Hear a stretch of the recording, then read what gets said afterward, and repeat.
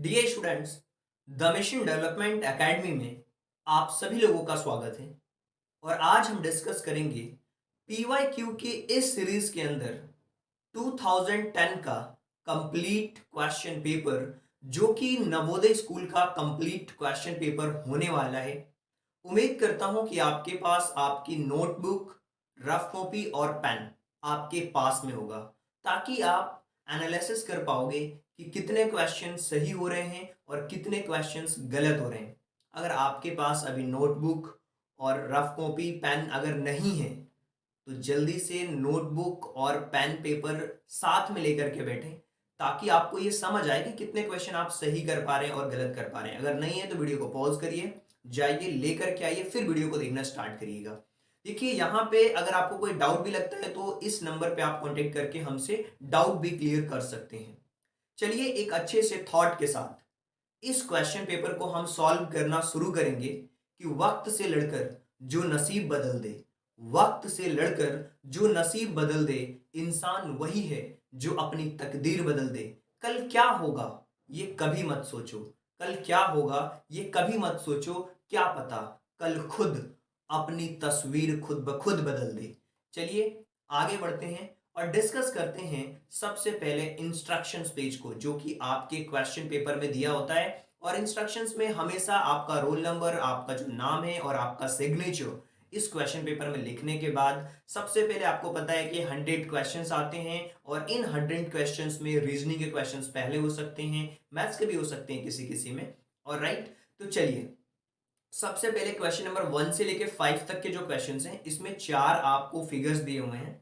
इसमें से जो सबसे डिफरेंट है, यानी कि ओड वन आउट जो फिगर है, वो आपको फाइंड आउट करना है इन 4 फिगर में से। तो चलिए सबसे पहले क्वेश्चन नंबर फर्स्ट को देखते हैं। इसमें आप समझ पाएंगे कि सबसे ओड वन आउट पिक्चर कौन सी है, ताकि आप उसको देख पाओगे और समझ पाओगे। देखिए, यहाँ पे ये जो पोजिशनिंग है वो सेम है, सारी ही पिक्चर्स में आप देख पा रहे हो, राइट। सारी पिक्चर्स में ये सेम है, लेकिन एक चीज जो है जो सबको डिफरेंट बना रही है, वो क्या चीज है आप यहां से देख करके समझ पा रहे हो। यहां पे एक बार प्लस का साइन लगा हुआ है, यहां पे 2 बार, यहां पे 3 बार, यहां पे तो 4 बार लगा हुआ है, राइट। इसमें भी सब एक पैटर्न देखने को मिल रहा है। यहां पे माइनस एक बार है, यहां पे 2 बार है, यहां पे 3 बार, यहां पे 4 बार होना चाहिए था। लेकिन ये जो फोर्थ वाली पिक्चर है वो डिफरेंट है। सब में क्या है, ये अलग पिक्चर है, राइट। बहुत बार ऐसा होता है कि आपको लगता है कि मैं बिल्कुल भी टाइम नहीं देता हूं, क्वेश्चंस को लगातार मैं सॉल्व करा रहा होता हूं। उसके लिए आप क्या करिए, जब भी क्वेश्चन आए वीडियो को पॉज कर लीजिए, करें पॉज कर लो पहले आप वीडियो को, फिर उसके बाद देखोगे आपका क्या सही आंसर आ रहा है, और साथ साथ मैच करते हुए चलो। और लास्ट में जब 100 क्वेश्चन हो जाएंगे, तो आप मुझे इस व्हाट्सएप मैसेज करके आप मुझे बताना कि कितने क्वेश्चंस आपके सही जा रहे हैं। चलिए आगे बढ़ते हैं, और ये सेकंड क्वेश्चन है। सबसे पहले इसके पैटर्न को हम समझने की कोशिश करेंगे कि इसके अंदर क्या पैटर्न हो रहा है और क्या डिफरेंट पैटर्न आपको देखने को मिल रहा है, राइट। देखिए, यहां पे अगर आप चीजों को देख रहे हैं और समझने की कोशिश कर रहे हैं, तो कहीं ना कहीं हो क्या रहा है कि ये जो पैटर्न है वो रोटेट होता जा रहा है। पहले पहले इस बार रोटेट हुआ, फिर ऐसा रोटेट हुआ, फिर ऐसा रोटेट हुआ, तो फिर इसको ऐसा रोटेट होना चाहिए।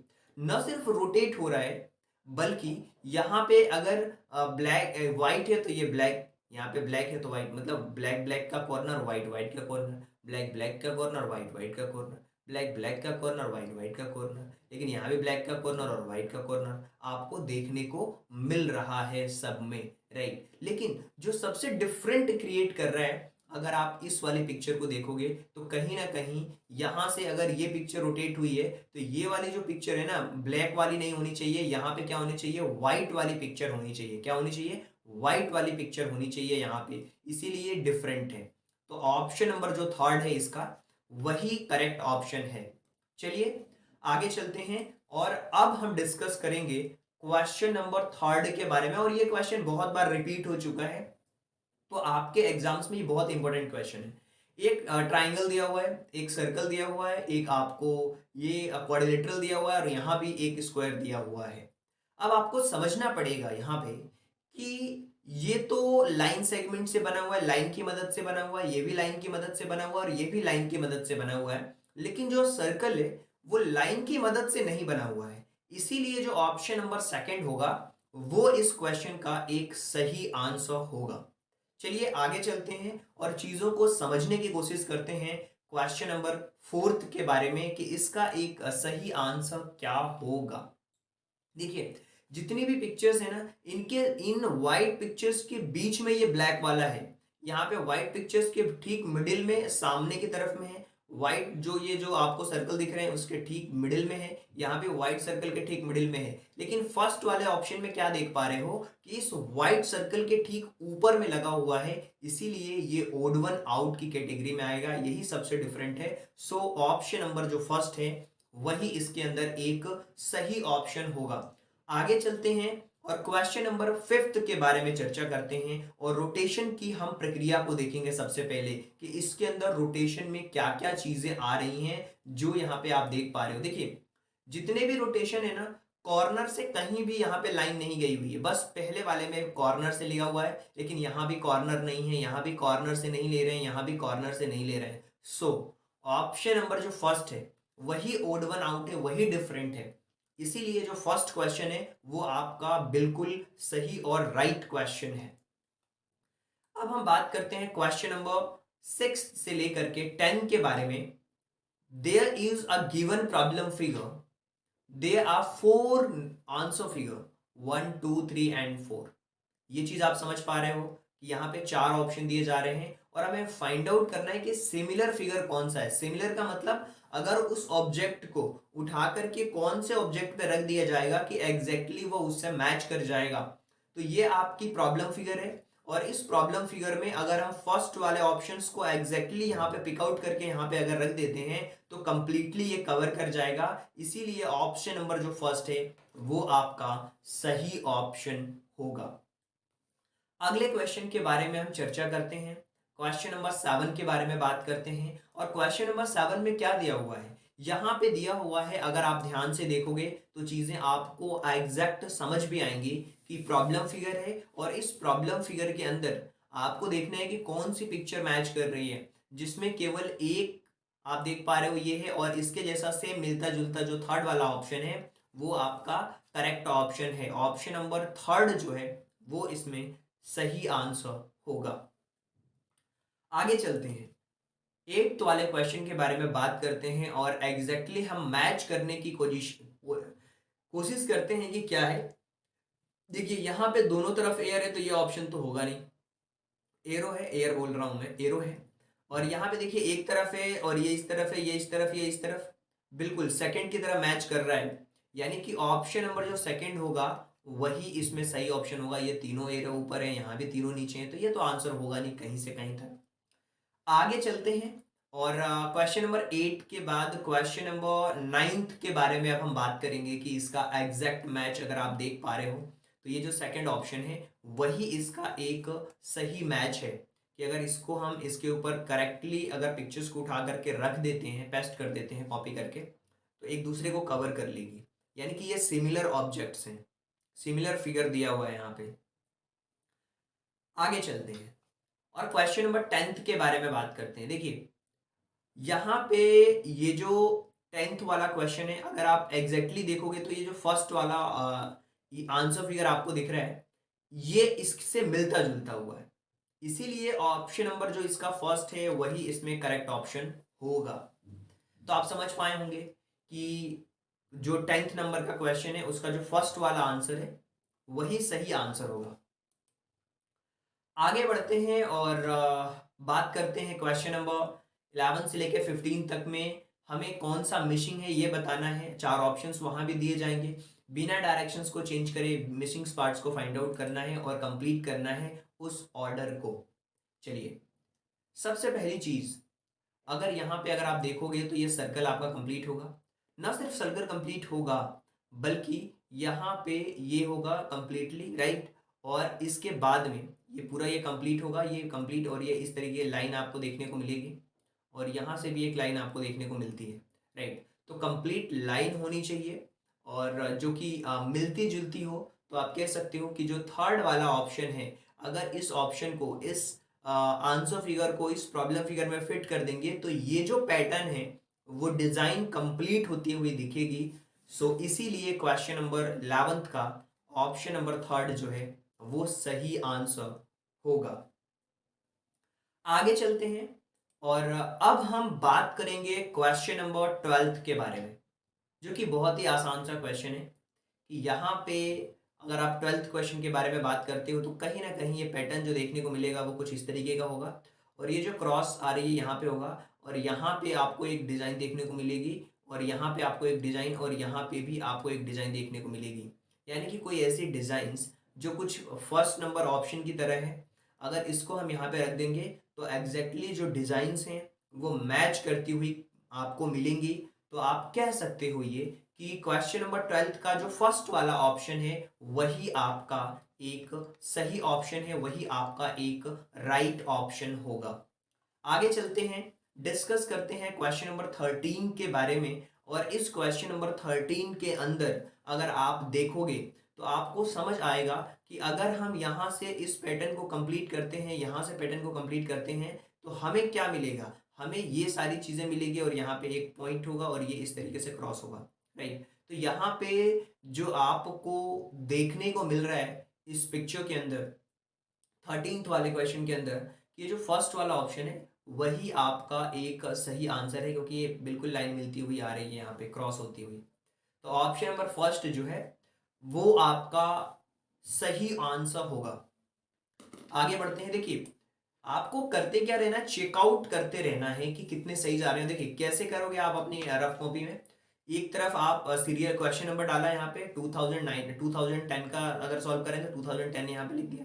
जैसे 14th नंबर वाले क्वेश्चन पे आ गया, आपने वीडियो पॉज कर लिया है, राइट। तो आपको देखना है कि आपके हिसाब से इसका सही आंसर क्या हो सकता है। सोच लिया, फिर वीडियो को प्ले करके देखा इसका राइट आंसर क्या है। अगर आपने भी जैसे मान लीजिए कि मैंने बता दिया कि ऑप्शन नंबर फर्स्ट है, इसका फर्स्ट वाले का, राइट, और आपने भी अगर फर्स्ट लगाया और ये ऑप्शन सही है तो आप ऐसा राइट मार्क कर लो, और लास्ट में आप कैलकुलेट करो कि 1 से लेके 100 तक के कितने क्वेश्चन सही जा रहे हैं आपके। तो फिर आप अच्छी तरीके से चीज़ों को प्रैक्टिस कर पाओगे, देखोगे कि कहाँ पे गलतियां जा रही हैं, किस पिक्चर्स को मैं नहीं कर पा रहा हूँ, मिसिंग आउट वाले नहीं कर पा रहा हूँ, या कंप्लीट स्क्वायर वाले क्वेश्चंस नहीं कर पा रहा हूँ, या मैथ के क्वेश्चन ज़्यादा गलत हो रहे हैं, या मैं पैराग्राफ को नहीं समझ पा रहा हूँ। जब आप इस तरीके से एनालिसिस करेंगे खुद को, राइट, तो बहुत अच्छी तरीके से आपकी तैयारी होगी और 101% सिलेक्शन होगा आपका, राइट। मेहनत से पीछे नहीं हटना है। अगर आप मेहनत करोगे तो डेफिनेटली आपका सिलेक्शन होगा, आपको कोई नहीं रोक सकता, राइट। और अगर मैं बताऊं ना, PYQ सीरीज 20 साल के क्वेश्चन पेपर होते हैं। अगर आप 20 साल के क्वेश्चन पेपर करते हो, इसका मतलब समझ रहे हो आप बहुत सारे क्वेश्चन करोगे। और 2003 से लेकर के कंप्लीट क्वेश्चन हम करा रहे हैं, 2003, 4, 5, 6, 7, 8, 9, 10, 11, 12, 13, 14, 15, 16, 17, 18, 19, 20, 21, 22, राइट। ये पूरा पूरा कंप्लीट करा तो रहे हैं हम लोग। तो कहीं से कोई प्रॉब्लम आ रही नहीं है। अगर कोई दिक्कत नहीं, कोई चीज़ समझ में नहीं आ रही है, या हो सकता है हम जो समझा रहे हैं वो आप उसको समझ नहीं पा रहे हो, एक बार देखा, दो बार देखा, फिर भी नहीं आ रहा है, तो नंबर है आपके पास में, उससे कांटेक्ट करो आप, कोई इशू नहीं आने वाला। तो इसका आंसर क्या होगा अगर आप इसको कंप्लीट करने की कोशिश करोगे? तो देखो, इसका जो 14th वाले का जो ऑप्शन नंबर फर्स्ट है वो करेक्ट आंसर है। अगर इस वाले पिक्चर्स को यहाँ पे अगर हम रखते हैं तो ये बिल्कुल एक कंप्लीट पिक्चर बनेगी कुछ इस तरीके की, और जिससे कि ये पिक्चर कंप्लीट हो जाएगी, राइट। तो ऑप्शन नंबर जो फर्स्ट है 14th वाले का, वही आपका एक सही ऑप्शन होगा। ओके, आगे बढ़ते हैं।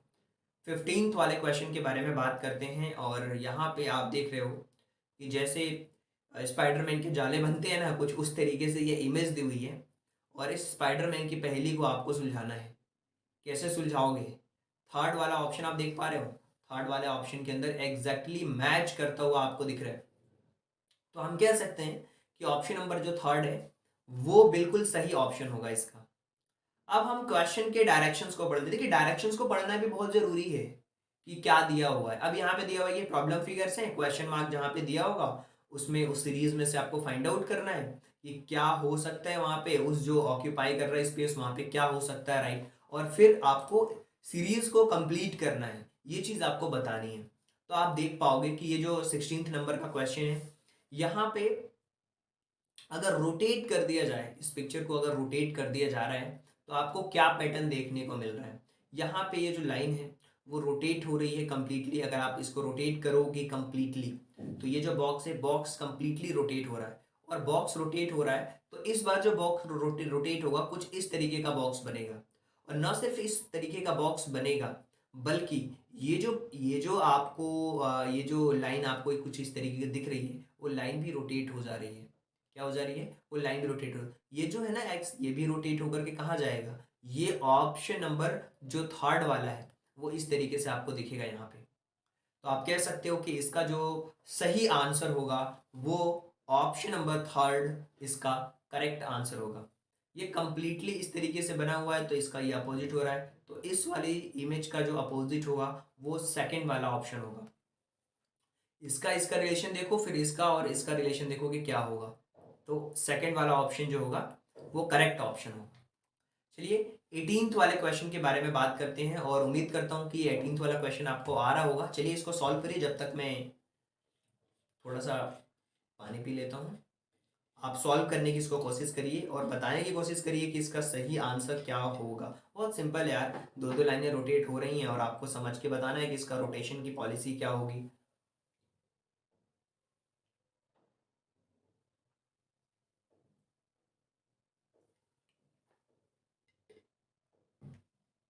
जो फर्स्ट वाली पिक्चर है ना, इसका रिलेशन सेकंड वाली से, मतलब फर्स्ट वाली सेम टू सेम बन के ऐसा हो रही है, तो ये जो थर्ड वाली है बन के ऐसा बनेगी। फर्स्ट और थर्ड तो सेम है तो ऐसे ही बनेगी, यानी कि सेकंड वाला जो ऑप्शन है वो करेक्ट ऑप्शन है। बहुत सिंपल था ये।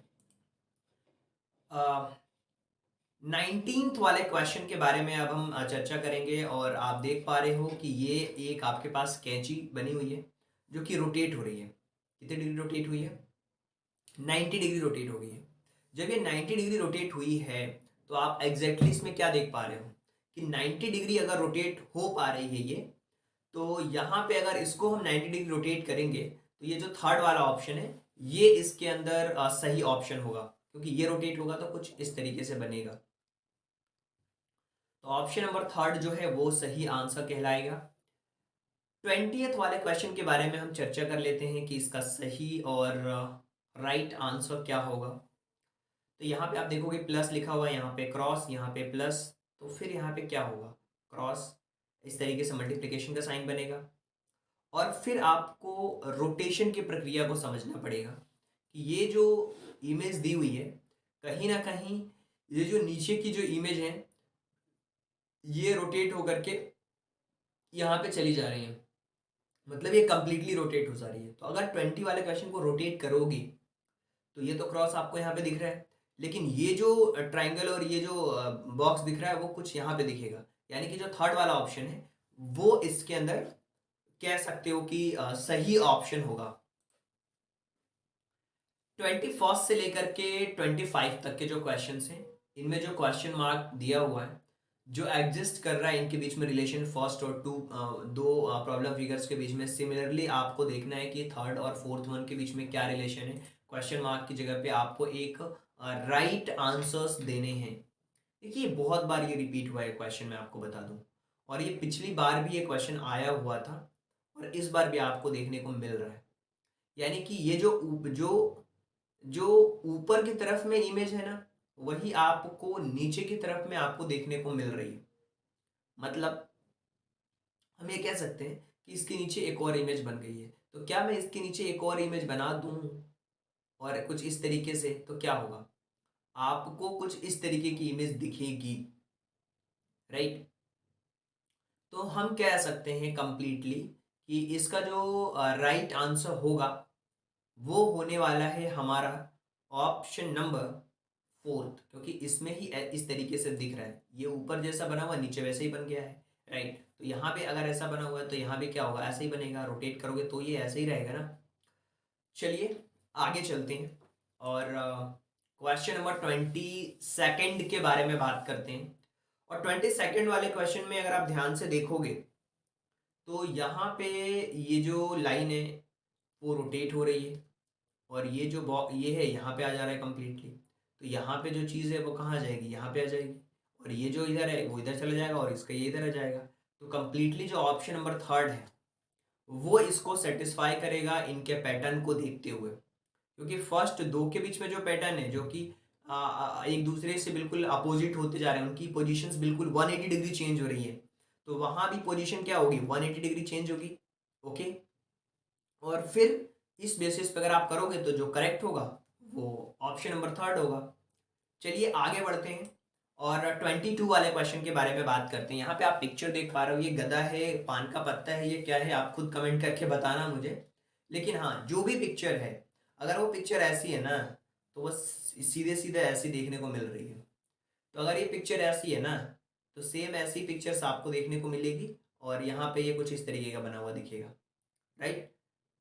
तो ये जो ऑप्शन नंबर सेकंड वाला ऑप्शन है वो करेक्ट ऑप्शन होगा 23rd का। 24th वाले क्वेश्चन के बारे में बात कर लेते हैं हम कि इसमें जो इमेज दी हुई है, जो ऊपर की तरफ में वो नीचे की तरफ में आ रही है और जो नीचे वाली इमेज है वो ऊपर जा करके उस पर सैडेड हो जा रही है। वो ऐसे ही ये जो लेफ्ट में है वो राइट में आ जाएगी, राइट, और जो चेंज होगी उस पर सैडेड होगा। यानी कि जो 24th का ये जो फर्स्ट वाला है जो चेंज होगा वो सैडेड होगा। यहाँ पे ये जो है चेंज होकर के ऊपर गया तो यहाँ भी इधर आएगा तो यहाँ पे क्या हो जाएगा, सैडेड होगा। तो फर्स्ट वाला जो ऑप्शन है वो सैडेड होगा। इसमें सैडेड क्यों नहीं होगा, क्योंकि आप देखो ये छोटी वाली इमेज में ही सैडेड हो रहा है, तो यहाँ भी जो छोटी वाली इमेज है उसमें ही सैडेड होगा। 25th वाले क्वेश्चन के बारे में बात करेंगे। यहाँ पे एक स्क्वायर बना हुआ है और दूसरी ही इमेज में अगर इसके रिलेशन को देखोगे तो बिल्कुल ये कॉर्नर से कॉर्नर डायगोनल्स बन गए हैं। अगर हम इसके बारे में बात करेंगे तो यहाँ भी अगर हम डायगोनल्स बना देंगे तो ये फोर्थ वाले में सेम ऐसी इमेज बनती हुई दिखेगी। यानी कि जो फर्स्ट वाला ऑप्शन है वही इसके अंदर एक करेक्ट ऑप्शन, एक सही ऑप्शन होगा। आगे चलते हैं और बात करते हैं क्वेश्चन नंबर 26 से लेकर के 30 तक के क्वेश्चन में। हमें बताया जा रहा है इस क्वेश्चन के अंदर कि one of part of square, other square and another among 1 2 3 4 जो क्वेश्चन दिए हुए हैं उसकी मदद से हमें स्क्वायर्स को कंप्लीट करना है। और स्क्वायर को कंप्लीट करने वाले क्वेश्चन में बाउंड्रीज के थ्रू आप ड्रॉ करके अच्छे तरीके से बना सकते हो। इसका करेक्ट ऑप्शन क्या हो सकता है, तो देखो जो 26 वाला क्वेश्चन है ना, अगर आप इसको यहाँ से ड्रॉ करो, राइट, यहाँ से ड्रॉ करो और ये कर लो कंप्लीट तो ये स्क्वायर बन जाएगा। मतलब अगर इसकी बाउंड्रीज को अगर आप देखोगे तो आप एग्जैक्टली मैच कर लोगे कि ये रेड वाला जो पार्ट है अगर इसको यहाँ पे फिट किया जा रहा है तो ये कंप्लीट स्क्वायर बन रहा है। यानी कि जो फर्स्ट वाला ऑप्शन है आप देख पा रहे हो इसके जैसा मिलता जुलता है, तो फर्स्ट ऑप्शन इसका करेक्ट ऑप्शन होगा। इसी तरीके से अगर हम 27th वाले क्वेश्चन के बारे में बात करते हैं तो एग्जैक्टली हमें समझ में आता है कि यहाँ पे कहीं ना कहीं इस क्वेश्चन में अगर हम यहाँ से सॉल्व करते हैं और या फिर इसको ऐसा बना देते हैं, राइट, और फिर इसको हम ऐसा बना देते हैं सॉल्व करके, तो ये जो आपको इमेज दिख रही है, ये जो आपको इमेज दिख रही है ये ऑप्शन नंबर 4 के अंदर दिख रही है। तो ये कंप्लीट स्क्वायर बन जा रहा है। तो स्क्वायर कंप्लीट करना बहुत आसान होता है और जब आप बाउंड्रीज ड्रॉ करते हो पेंसिल की मदद से, पेपर आपके पास होगा तो वहां पे आप इजीली ड्रॉ कर सकते हो। और मैं बता रहा हूँ स्क्वायर कंप्लीट करने वाले क्वेश्चन को बिल्कुल आप गलत नहीं करोगे अगर आप इस प्रोसीजर को फॉलो करोगे तो। 28 वाले क्वेश्चन के बारे में बात कर लेते हैं। यहाँ पे दिया क्या हुआ है, यहाँ पे जो चीज़ दी हुई है ना वो आपको यहाँ पे देखने को मिल जाएगी इस तरीके से और ये इस तरीके से। तो ये जो दिख रहा है ना वो फर्स्ट वाले ऑप्शन में यही इसका सही ऑप्शन है। यानी कि 28th वाले क्वेश्चन में आप कह सकते हो कि फर्स्ट वाला जो ऑप्शन है वो करेक्ट ऑप्शन होगा। अब बहुत सारे बच्चे ऐसे होते हैं जो सोचते हैं अरे यार अभी एक ही बार में इतने क्वेश्चन करेंगे, नहीं करेंगे। देखिए जब तक आप अपनी हैबिट नहीं डालोगे कि मुझे पूरे 100 के 100 क्वेश्चन सॉल्व करना है तो आप कैसे सॉल्व कर पाओगे यार, कहीं ना कहीं प्रॉब्लम होगी। क्योंकि आपको तो लगातार वीडियोस देखने की आदत नहीं है ना, आपको एक बार लगातार बैठने की आदत नहीं है। पेपर में तो आपको एक बार 2 घंटे बैठना पड़ेगा लगातार, तो वहां पे फिर कैसे करोगे। इसीलिए अभी से हैबिट डालो कि जैसा हमें पेपर में बैठना है, बैठ करके लगातार 2 घंटे सॉल्व करना है, वैसे ही बैठ करके वीडियोस के साथ में कंप्लीट करना है हमें क्वेश्चन। जब ऐसा आप 15 16 20 क्वेश्चन की प्रैक्टिस करोगे, PYQ की प्रैक्टिस सेट्स करोगे, बुक्स के क्वेश्चन करोगे तो आपकी एक हैबिट बनी रहेगी, तो आपको बोरिंग नहीं लगेगा, वो चीज़ में आप इंजॉय कर रहे होगे, राइट। यहाँ भी जब हम कंप्लीट करेंगे 29th वाले क्वेश्चन में तो आप देखोगे कि जो इसका सही आंसर होगा वो क्या होगा। इसका जो सही आंसर होगा आप कह सकते हो कि ये स्क्वायर यहाँ से अगर हम करें कुछ इस तरीके से तो ये स्क्वायर इसका कंप्लीट हो जाएगा। ये इसकी बाउंड्रीज कुछ इस तरीके से बन रही है, तो ऑप्शन नंबर 4 जो है वो इसमें सही ऑप्शन है। अब हम बात करते हैं क्वेश्चन नंबर 30 के बारे में कि जो फर्स्ट वाला ऑप्शन है इसमें क्या होगा करेक्ट ऑप्शन। तो यहाँ पे देखो और ये बिल्कुल आपको मैच करता हुआ दिख रहा है, तो ये जो ऑप्शन है ना फर्स्ट वाला, यही इसके अंदर सही ऑप्शन है। तो स्क्वायर कंप्लीट करने के ऑप्शन तो बहुत सिंपल हैं और इजीली उनको ड्रॉ किया जा सकता है। अब 31 से लेके 35 तक के जो क्वेश्चंस हैं इसमें 4 पिक्चर्स दी हुई हैं, 4 फिगर दिए हुए हैं और इनमें से सिमिलर है बट एक फिगर डिफरेंट है। हमें उसको बताना है कि कहीं ना कहीं पैटर्न की वजह से वो सिमिलर है लेकिन एक जो है वो डिफरेंट है, तो वो कौन सा है आपको देखने को मिलेगा। यहाँ पे देखो, यहाँ पे अगर आप देखोगे लाइंस, तो यहाँ पे लाइंस बिल्कुल क्लियर है, यहाँ भी लाइंस क्लियर है, यहाँ भी लाइंस क्लियर है, यहाँ भी लाइंस, यहाँ पे ब्लैंक दिया हुआ है बट यहाँ पे 4th वन वाले में तो यहाँ पे जो है ना ये एरो दिख रहा है यहाँ पे इस तरीके से, बल्कि किसी में भी एरो ऐसा नहीं है, प्लस बना हुआ है और ये लाइन बनी हुई है लेकिन ये नहीं है। सो ऑप्शन नंबर जो सेकंड है वो इसमें आप कह सकते हो कि अलग है, डिफरेंट है। ऑप्शन नंबर जो सेकंड है वो क्या है, डिफरेंट होगा। इसी तरीके से अगर हम बात करते हैं 32 वाले क्वेश्चन के बारे में तो आप इजीली समझ पाओगे कि इसका सही आंसर क्या होगा, राइट। तो हमें एग्जैक्टली समझ में आ जाएगा यहाँ पे कि इसका करेक्ट जो आंसर होगा वो सेकंड वाला आंसर होगा। 32 के बाद सॉरी 31 के बाद 32nd वाला क्वेश्चन, यानी कि जो 32वें नंबर का क्वेश्चन है इसके अंदर आपको एंगल्स के रोटेशन दिख रहे हैं और एंगल्स के रोटेशन में सबसे डिफरेंट पार्ट क्या दिख रहा है, इसमें दिख रहा है सेकंड वाला, क्योंकि यहाँ पे आपको बिल्कुल ये फील्ड दिख रहा है ना यहाँ पे, बाकी तो ब्लैंक है, जो सर्कल बना हुआ है वो कलर्ड नहीं है लेकिन यहाँ पे कलर्ड है। तो ऑप्शन नंबर जो सेकंड है उसका वो आपका एक तरीके से सही ऑप्शन है। क्वेश्चन नंबर 33 के बारे में बात करते हैं और ये जानने की कोशिश करेंगे कि 33 वाले क्वेश्चन के अंदर क्या दिया हुआ है, कैसे हम इस क्वेश्चन को सॉल्व कर पाएंगे। तो देखो चीज़ें बहुत आसान हैं अगर आप इसको समझने की कोशिश करोगे तो। कैसे आसान है, एक चीज़ मैं आपको बता सकता हूँ कि ये जो ट्राइंगल आपको दिख रहा है ना और इस पे इस तरीके से चीज़ें बनी हुई हैं, ये प्लस आप मान लो, यहाँ भी प्लस मान लो, यहाँ भी नहीं बना हुआ है, यानी कि 4th वाला जो है वो आपका डिफरेंट है यहाँ पे। अब क्वेश्चन नंबर 34 के बारे में हम बात करते हैं और इस बार थोड़ी हमें डिफरेंट पिक्चर मिली है ना, नहीं तो हम कहीं स्क्वायर, कहीं सर्कल, कहीं लाइंस, कहीं एरो, यही सब। अब इस बार थोड़ा चिड़िया वड़िया वही भी दिख रही है हमें उड़ती हुई, डाल पे बैठी हुई। देख रहे हो आप, सबसे डिफरेंट ऑप्शन कौन सा है यहाँ पे। यार ये तो एक छोटे से छोटा बच्चा भी बता देगा इसको। 4 पिक्चर दी हुई हैं, 4 में 3 चीजें उड़ने वाली हैं। कि कुत्ता भी उड़ता है क्या, नहीं, अगर उड़ने वाला कुत्ता होता तो उसको हम करेक्ट कर देते हैं। बहुत सारे बच्चे ऐसा बोलेंगे सर कि अगर इसको भी हम हवाई जहाज में बिठा देंगे तो ये भी उड़ने लगेगा, तो गलत हो जाएगा ना। ये हमें एग्जैक्टली मैच करके देखना है इनके क्वालिटीज़ के हिसाब से। देखो ये भी चिड़िया, ये भी चिड़िया, ये भी चिड़िया, और ये तो नहीं है यार, इसके पैरों के बेसिस पे देख लो यार, इसकी पूंछ है, इनमें नहीं होती है, ये सारी चीज़ें होती हैं। ऑप्शन नंबर 4 है ना, डिफरेंट है, सबसे डिफरेंट है। यहाँ भी देखो कुछ पिक्चर्स आपको देखने को मिली है, आपको एप्पल दिख रहा है, चाकू दिख रहे हैं, ये फोक दिख रहा है और स्पून भी दिख रहा है, अलग अलग चीज़ें दिख रही हैं। तो सबसे डिफरेंट क्या है इसमें, सारी चीज़ें है ना अलग हैं, मतलब ये जो चीज़ें वो काम आती हैं कुछ खाने में, किसी चीज़ को होल्ड करने में, लेकिन एप्पल क्या, एप्पल खाने में काम आता है और ये खाने के समान है जिसकी मदद से हम खाते हैं, काटते हैं चीज़ों को। तो सेकंड वाला जो ऑप्शन है वो करेक्ट है।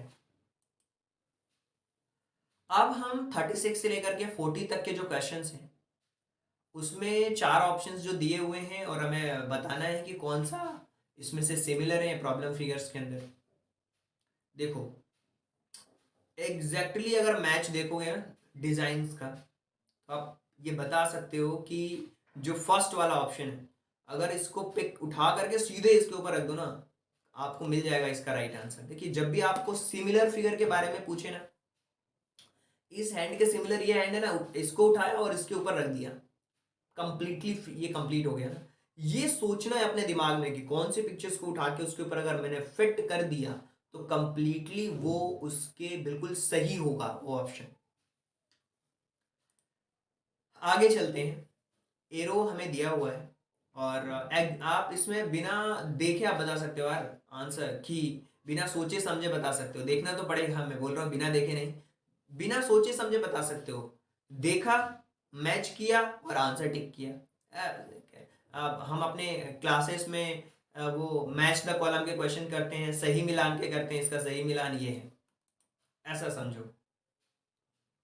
इसी तरीके से इसका अगर हम सही मिलान देखें, मैच द कॉलम थर्ड वाला ऑप्शन, ये बहुत सिंपल है, पिक्चर को देखना है और समझना है। अब 39th वाला जो क्वेश्चन है, इसके अंदर जो फोर्थ वाला ऑप्शन है वो करेक्ट है। इसी तरीके से क्वेश्चन नंबर 39 के बाद क्वेश्चन नंबर 40 के बारे में बात कर लेते हैं। प्रॉब्लम फिगर्स में दिया हुआ है और इस प्रॉब्लम फिगर्स के अंदर अगर आप देखोगे ये कुछ इस तरीके की चीज़ें दी हुई है, ये सर्कल बना हुआ है और ये दो ट्राइंगल्स आपको दिख रहे हैं यहाँ पे। Option number fourth is the correct option, बिल्कुल मैच करता हुआ, इससे ये मैच कर रहा है, सिंपल सी बात है। आगे चलते हैं और क्वेश्चन में आगे बढ़ते हैं। 41 से लेके 45 तक के जो क्वेश्चंस हैं, इसमें प्रॉब्लम फिगर एक क्वेश्चन मार्क से फॉलोड हुआ है और एग्जिस्ट क्या उनके बीच में रिलेशन है। पहले दो प्रॉब्लम फिगर्स हैं, सिमिलर रिलेशंस अगले दो के बीच में है, तो थर्ड और फोर्थ के बीच में, तो वही चीज़ हमें फाइंड आउट करके इसके सही आंसर्स तक हमें पहुंचना है। देखिए चीज़ों को अगर आप देखोगे और मैच करने की कोशिश करोगे, इसका हाफ पिक्चर है और जो साइडेड लाइन है वो वर्टिकल में कन्वर्ट होती जा रही है। तो यहाँ भी इसके हाफ पिक्चर को हम लेंगे और जो ये साइडेड लाइन है ये वर्टिकल में कन्वर्ट होगी या केवल ब्लैंक फिगर हो जाएगी। तो आप कह सकते हो कि जो थर्ड वाली लाइन ना ये होगी, क्योंकि ना सिर्फ हाफ हो रही है बल्कि उसमें वो कन्वर्ट भी हो रही है। ऑप्शन नंबर थर्ड जो है वो सही आंसर होगा। ये वन, एक पिक्चर सी तो दो हो गई, तो ऐसे ही एक और पिक्चर चाहिए हमें जो दो होंगी। तो जो हमारा फोर्थ वाला ऑप्शन है वो इसमें करेक्ट ऑप्शन है, ऑप्शन नंबर फोर्थ। 42 का क्या ये सही नहीं हो सकता है? हो सकता है अगर आप रोटेट करोगे तो, लेकिन अगर ये ऐसा है अगर रोटेट करता हुआ सेम एक और पिक्चर हमने बना दी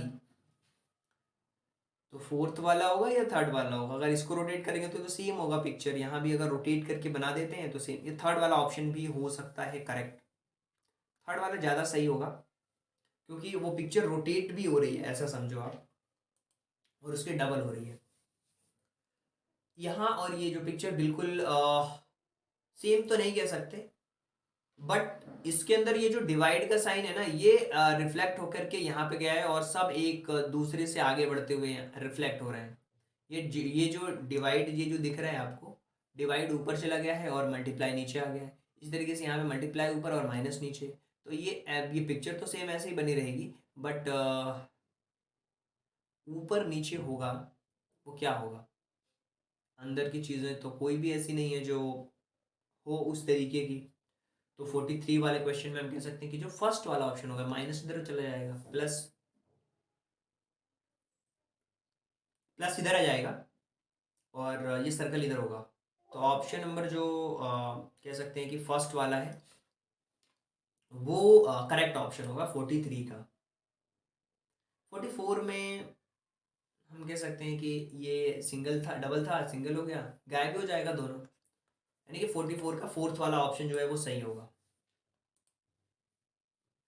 यहाँ भी रोटेट हो रहा है ये, तो यहाँ भी अगर रोटेट करेंगे तो एग्जैक्टली वो ये जो फोर्थ वाला ऑप्शन है इसके जैसा दिखेगा। ये जो ऐसे था ना वो रोटेट होके ऐसे हो गया, तो अब ये ऐसे है तो रोटेट होके ऐसे होगा। तो यहाँ भी फोर्थ वाले ऑप्शन जो है वो करेक्ट होंगे, फोर्थ वाला करेक्ट होगा एग्जैक्टली।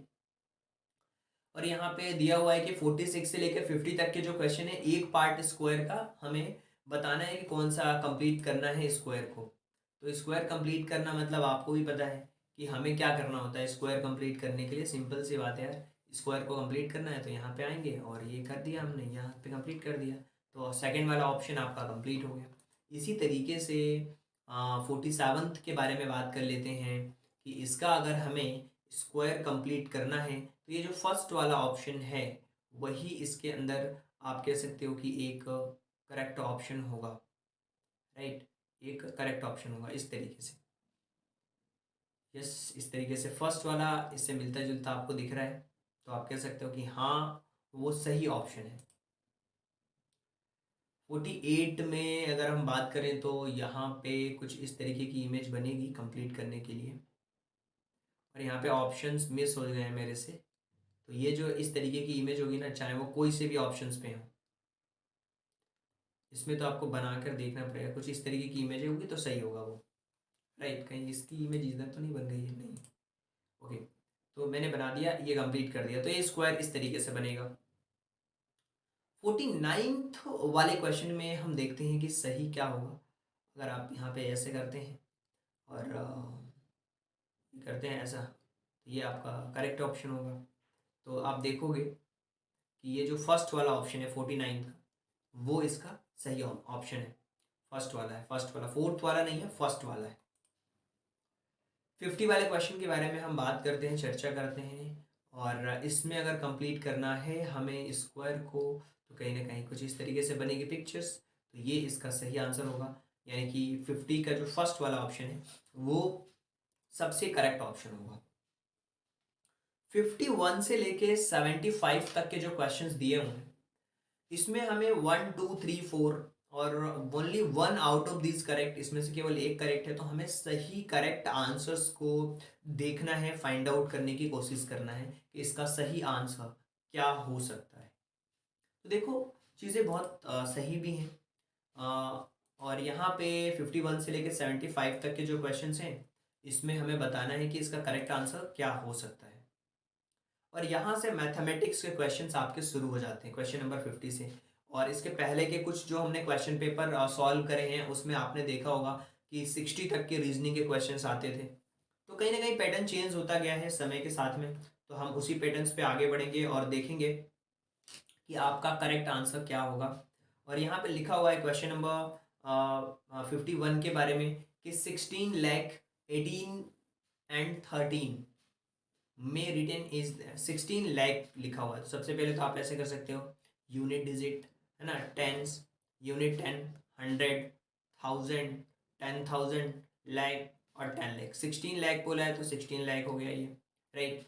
अब पूछा है 800 एंड 813, 813, तो 813 ये हो गया, बीच में 2 जीरो आ जाएंगे, यानी कि 1600813, यानी कि ऑप्शन नंबर जो थर्ड है वो करेक्ट है। Unit 10, 100, 1000, 10,000, lakh, 10,000, 10 lakh, 16,813 is the correct option, यानी कि थर्ड वाला जो ऑप्शन है वो सही है।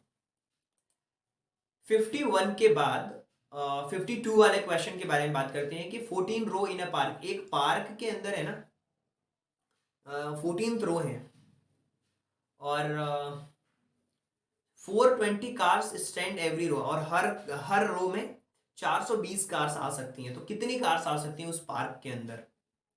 देखो, एक 14 रो टोटल बने हुए हैं, एक जैसे मान लीजिए कि पार्क के अंदर 14 रो बन गए कुछ इस तरीके के, 1 2 3 4 5, और यहाँ पे अगर मैंने बोल दिया कि एक रो में अगर 2 लोग बैठ सकते हैं, तो आप बता सकते हो कि 14 में कितने बैठ सकते हैं? 28 बैठ सकते हैं। आप सिंपल बता दोगे। आपने क्या किया, आपने सिंपल से, अब इसको प्रैक्टिकल में समझाता हूँ, आप समझ पाओगे।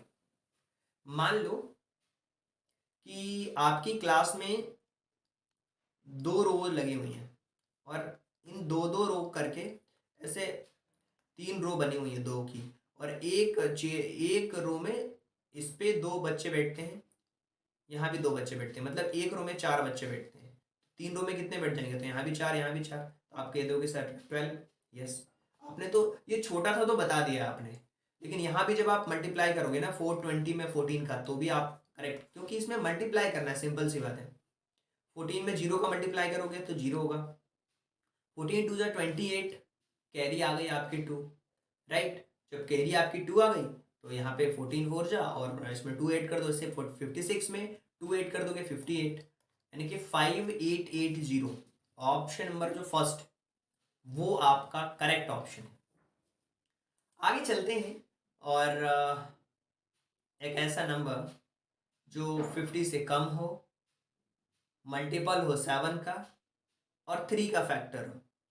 ऑप्शन से भी आप सॉल्व कर सकते हो कि इनमें कौन सा ऐसा फैक्टर है जो 7 का फैक्टर है। 7 के तो सारे फैक्टर्स हैं, मतलब सारे वो आपके करेक्ट होंगे, लेकिन 50 से कम हो, 50 से कम तो 70 नहीं है, मतलब ये ऑप्शन तो नहीं होगा। और हैव अ 3 फैक्टर्स, और उसके 3 फैक्टर्स होते हो। अगर 49 की बात करेंगे तो इसके 3 फैक्टर्स तो नहीं होंगे, क्योंकि 49 का केवल 7 ही फैक्टर होता है, तो ये भी ऑप्शन में नहीं होगा। 3 फैक्टर्स हमें चाहिए। अच्छा, 14 के क्या 3 फैक्टर्स होंगे? 14 के क्या 3 फैक्टर्स होंगे? नहीं, 14 के केवल 2 7 इसके होंगे। 6 होगा, 7 होगा, 2 होगा, 3 होगा, मोर देन 3 है, तो 3 से ज़्यादा फैक्टर्स, 50 से कम, ये 42 नंबर है। ऑप्शन से हम इस क्वेश्चन को पिक आउट कर लेंगे। आगे चलते हैं। लिखा हुआ है 61 अपॉन को 61 अपॉन 10,000 लिखा हुआ है, इसको हमें डेसिमल में कन्वर्ट करना है। तो 61 लिखा 2 डिजिट्स, यहाँ पे 1 2 3 4 4 डिजिट, तो ये 1 और 2, 1 2 3 4 डिजिट के ठीक पहले पॉइंट और जीरो, तो 0.0061, 0.0061 option number fourth is the right answer. अब हम आगे बढ़ते हैं और देखो, ये है ना, जैसे ट्रेन वाले क्वेश्चन होते थे कि इतने बजे ट्रेन निकलना स्टार्ट होती है, इतने बजे पहुंच जाती है, और फिर हम उसको सॉल्व करते थे। आपको भी याद होगा ये क्वेश्चन। तो यहाँ भी देखो, ये पेंटिंग की टाइमिंग दी हुई है कि एक अनीता नाम की महिला है, लड़की है, जो भी है। Anita started a horse painting at 11:45, 11:45 पे वो स्टार्ट करती है। ये चीज़ आपको समझ में आ गई है। और 12:05 पे वो खत्म हो जाती है। तो कितने मिनट लगे उसको खत्म करने में, उस पेंटिंग को?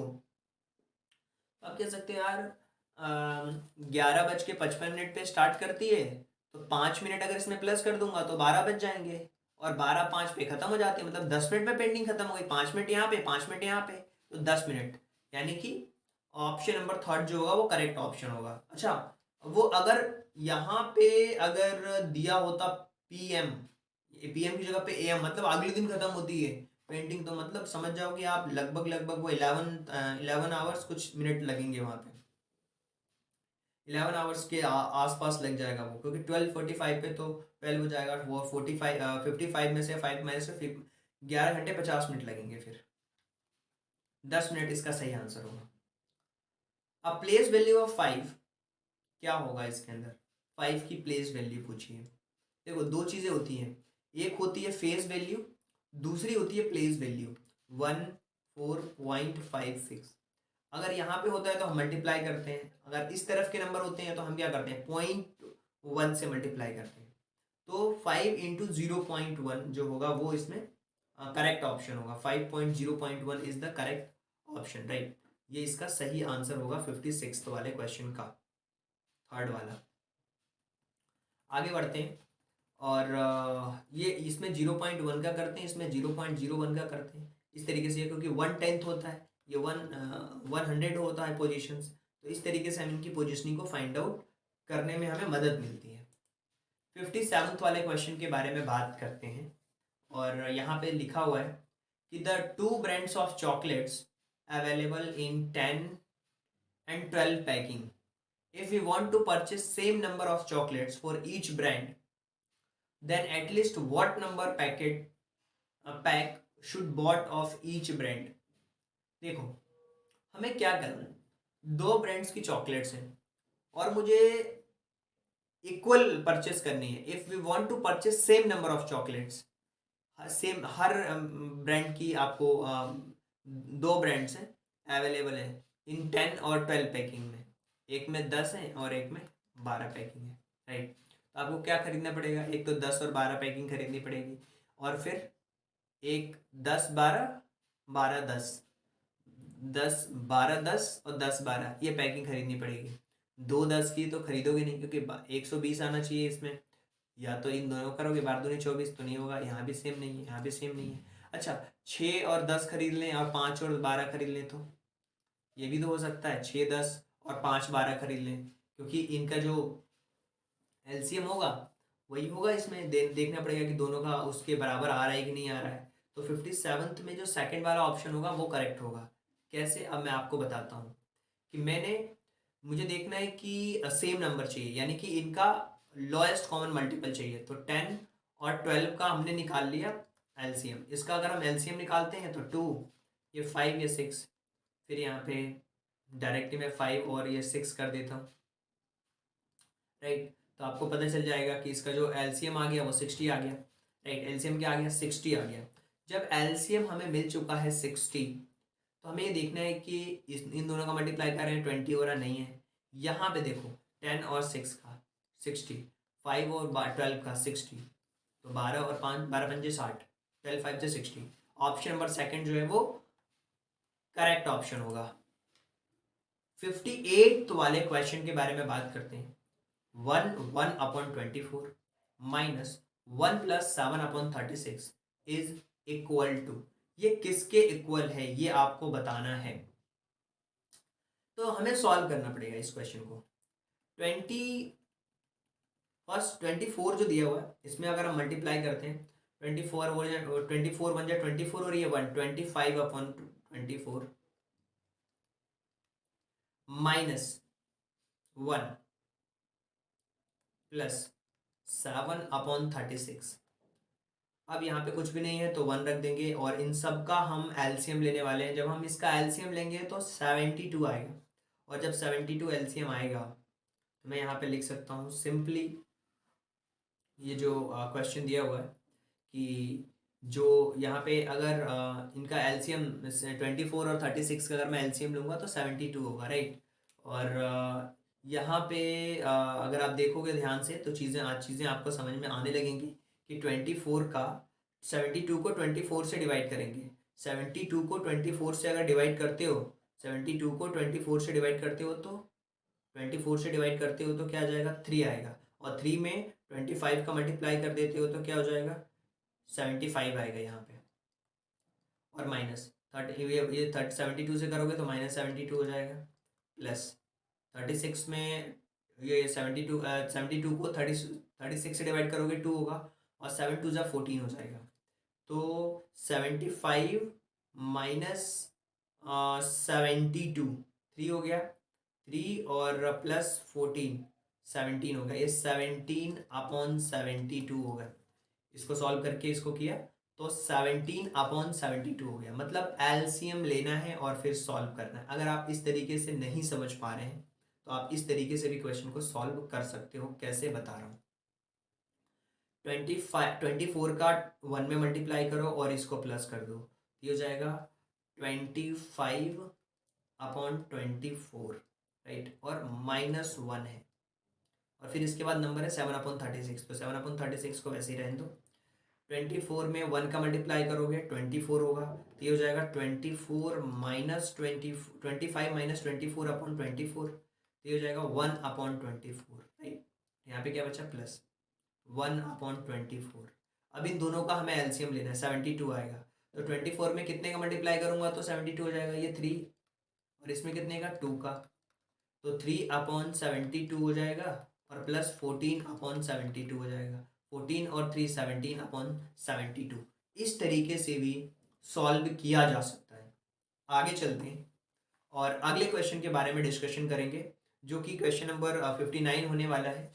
The product of two numbers, decimal is this, one number is this, तो अनदर नंबर क्या होगा। सिंपल है, दो नंबरों का हमें प्रोडक्ट दिया हुआ है। मैंने हमेशा से आपको समझाया कि मान लीजिए दो नंबर है और इन दोनों का प्रोडक्ट है 12। इसमें से एक नंबर आपको पता है, इन दोनों नंबर का प्रोडक्ट कितना है, 12 है। मल्टीप्लिकेशन करने पे 12 आ रहा है। इसमें से एक नंबर 4 है, तो दूसरा नंबर क्या बोलोगे, 3। कैसे आ रहा है, 4 को डिवाइड किया ना, 12 को डिवाइड किया ना 4 से, तभी तो ये 3 आया है। वैसे यहाँ भी है 4.01, 4.01 से डिवाइड करेंगे किसको, 14.837।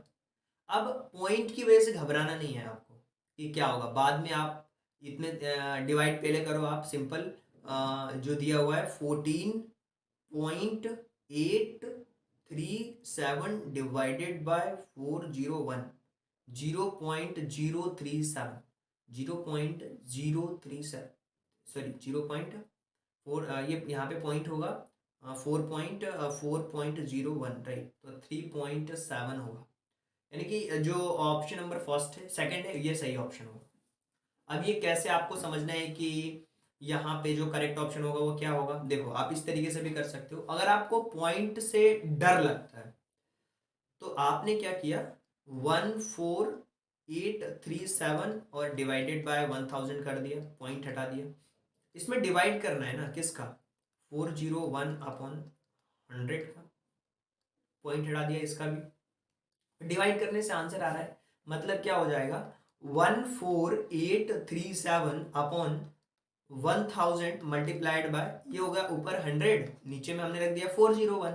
अब देखो, 2 जीरो से ये 2 जीरो कैंसिल आउट कर दो, सिंपल सी कहानी।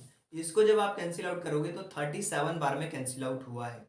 सो 37 अपॉन 10 मतलब क्या हुआ इसका, इसका मतलब हो गया 3.7, और 3.7 यानी कि सेकेंड वाला जो ऑप्शन है वो आपका सही ऑप्शन है। आगे चलिए, और 60 का जो क्वेश्चन है इसका राइट आंसर क्या होगा। पैटर्न को देखिए, आप पैटर्न को देख करके समझने की कोशिश करिए कि अगला पैटर्न क्या होगा। ये 10 के बाद ये 5 के बाद क्या आ गया, 5 के बाद आ गया यहाँ पे 15, और 15 के बाद आ गया है 25, 25 के बाद आ गया है 35, 35 के आ गया है 45, और 45 के बाद क्या आ रहा है, 45 के बाद आ जाएगा, अगर इसमें 10 और ज़्यादा नंबर रख देंगे तो 55 आ जाएगा। 55 मल्टीप्लाइड बाय 55, और 55 के बाद यहाँ पे देखिए 25 आ रहा है, और 5 5 25 आ गया, राइट। और यहाँ पे वन के बाद का जो नंबर है वो 2 आ गया है, 2 के बाद का नंबर ये 6 आ गया है, 3 के बाद का नंबर 12 आ गया है, 4 के बाद का नंबर 20 आ गया, तो 5 के बाद का नंबर क्या हो जाएगा, 30 हो जाएगा। इन दोनों का स्क्वायर हो गया यार, 3050, 3050, तो 3025। ऑप्शन नंबर जो थर्ड वाला ऑप्शन है वही इसके अंदर आप कह सकते हो कि करेक्ट ऑप्शन दिया हुआ है। आगे बढ़ते हैं, 61 नंबर का जो क्वेश्चन है उसके बारे में हम बात करते हैं कि एक पॉपुलेशन है एक डिस्ट्रिक्ट की 20 लाख, कितनी है, 20 लाख पॉपुलेशन है, और हर साल वो 1.1% से इंक्रीज हो रही है। तो आपको पॉपुलेशन बताना है। हमने मान लिया कि पॉपुलेशन थी 100%, लेकिन वो अब कितनी हो गई है, 1.1% बढ़ गई, तो कितनी हो गई, 101.1% हो गई है। मतलब ये 20 लाख है ना, 20 लाख का मुझे क्या निकालना है, 20 लाख लिख लो सबसे पहले, तो यूनिट 10, 100,000, 10,000 लाख, ये 20 लाख, 20 लाख का कितना परसेंट निकालना है, 101%, 101% सबसे पहले आपको निकालना है, राइट। तो ये क्या होगा इसका करेक्ट आंसर, अगर हम इसका 0.01% अगर फाइंड आउट कर दें तो 101% फाइंड आउट करेंगे तो क्या होगा। देखिए, 2 जीरो से तो ये 2 जीरो कंप्लीटली आपके कैंसिल आउट हो गए, और 101 में आप मल्टीप्लाई करोगे इस ये 20,000 जो है आपका इसका, तो ये क्या हो जाएगा, 2020, 2020, राइट, और 22 आप कह सकते हो एग्जैक्टली, आप इस तरीके से भी कर सकते हो।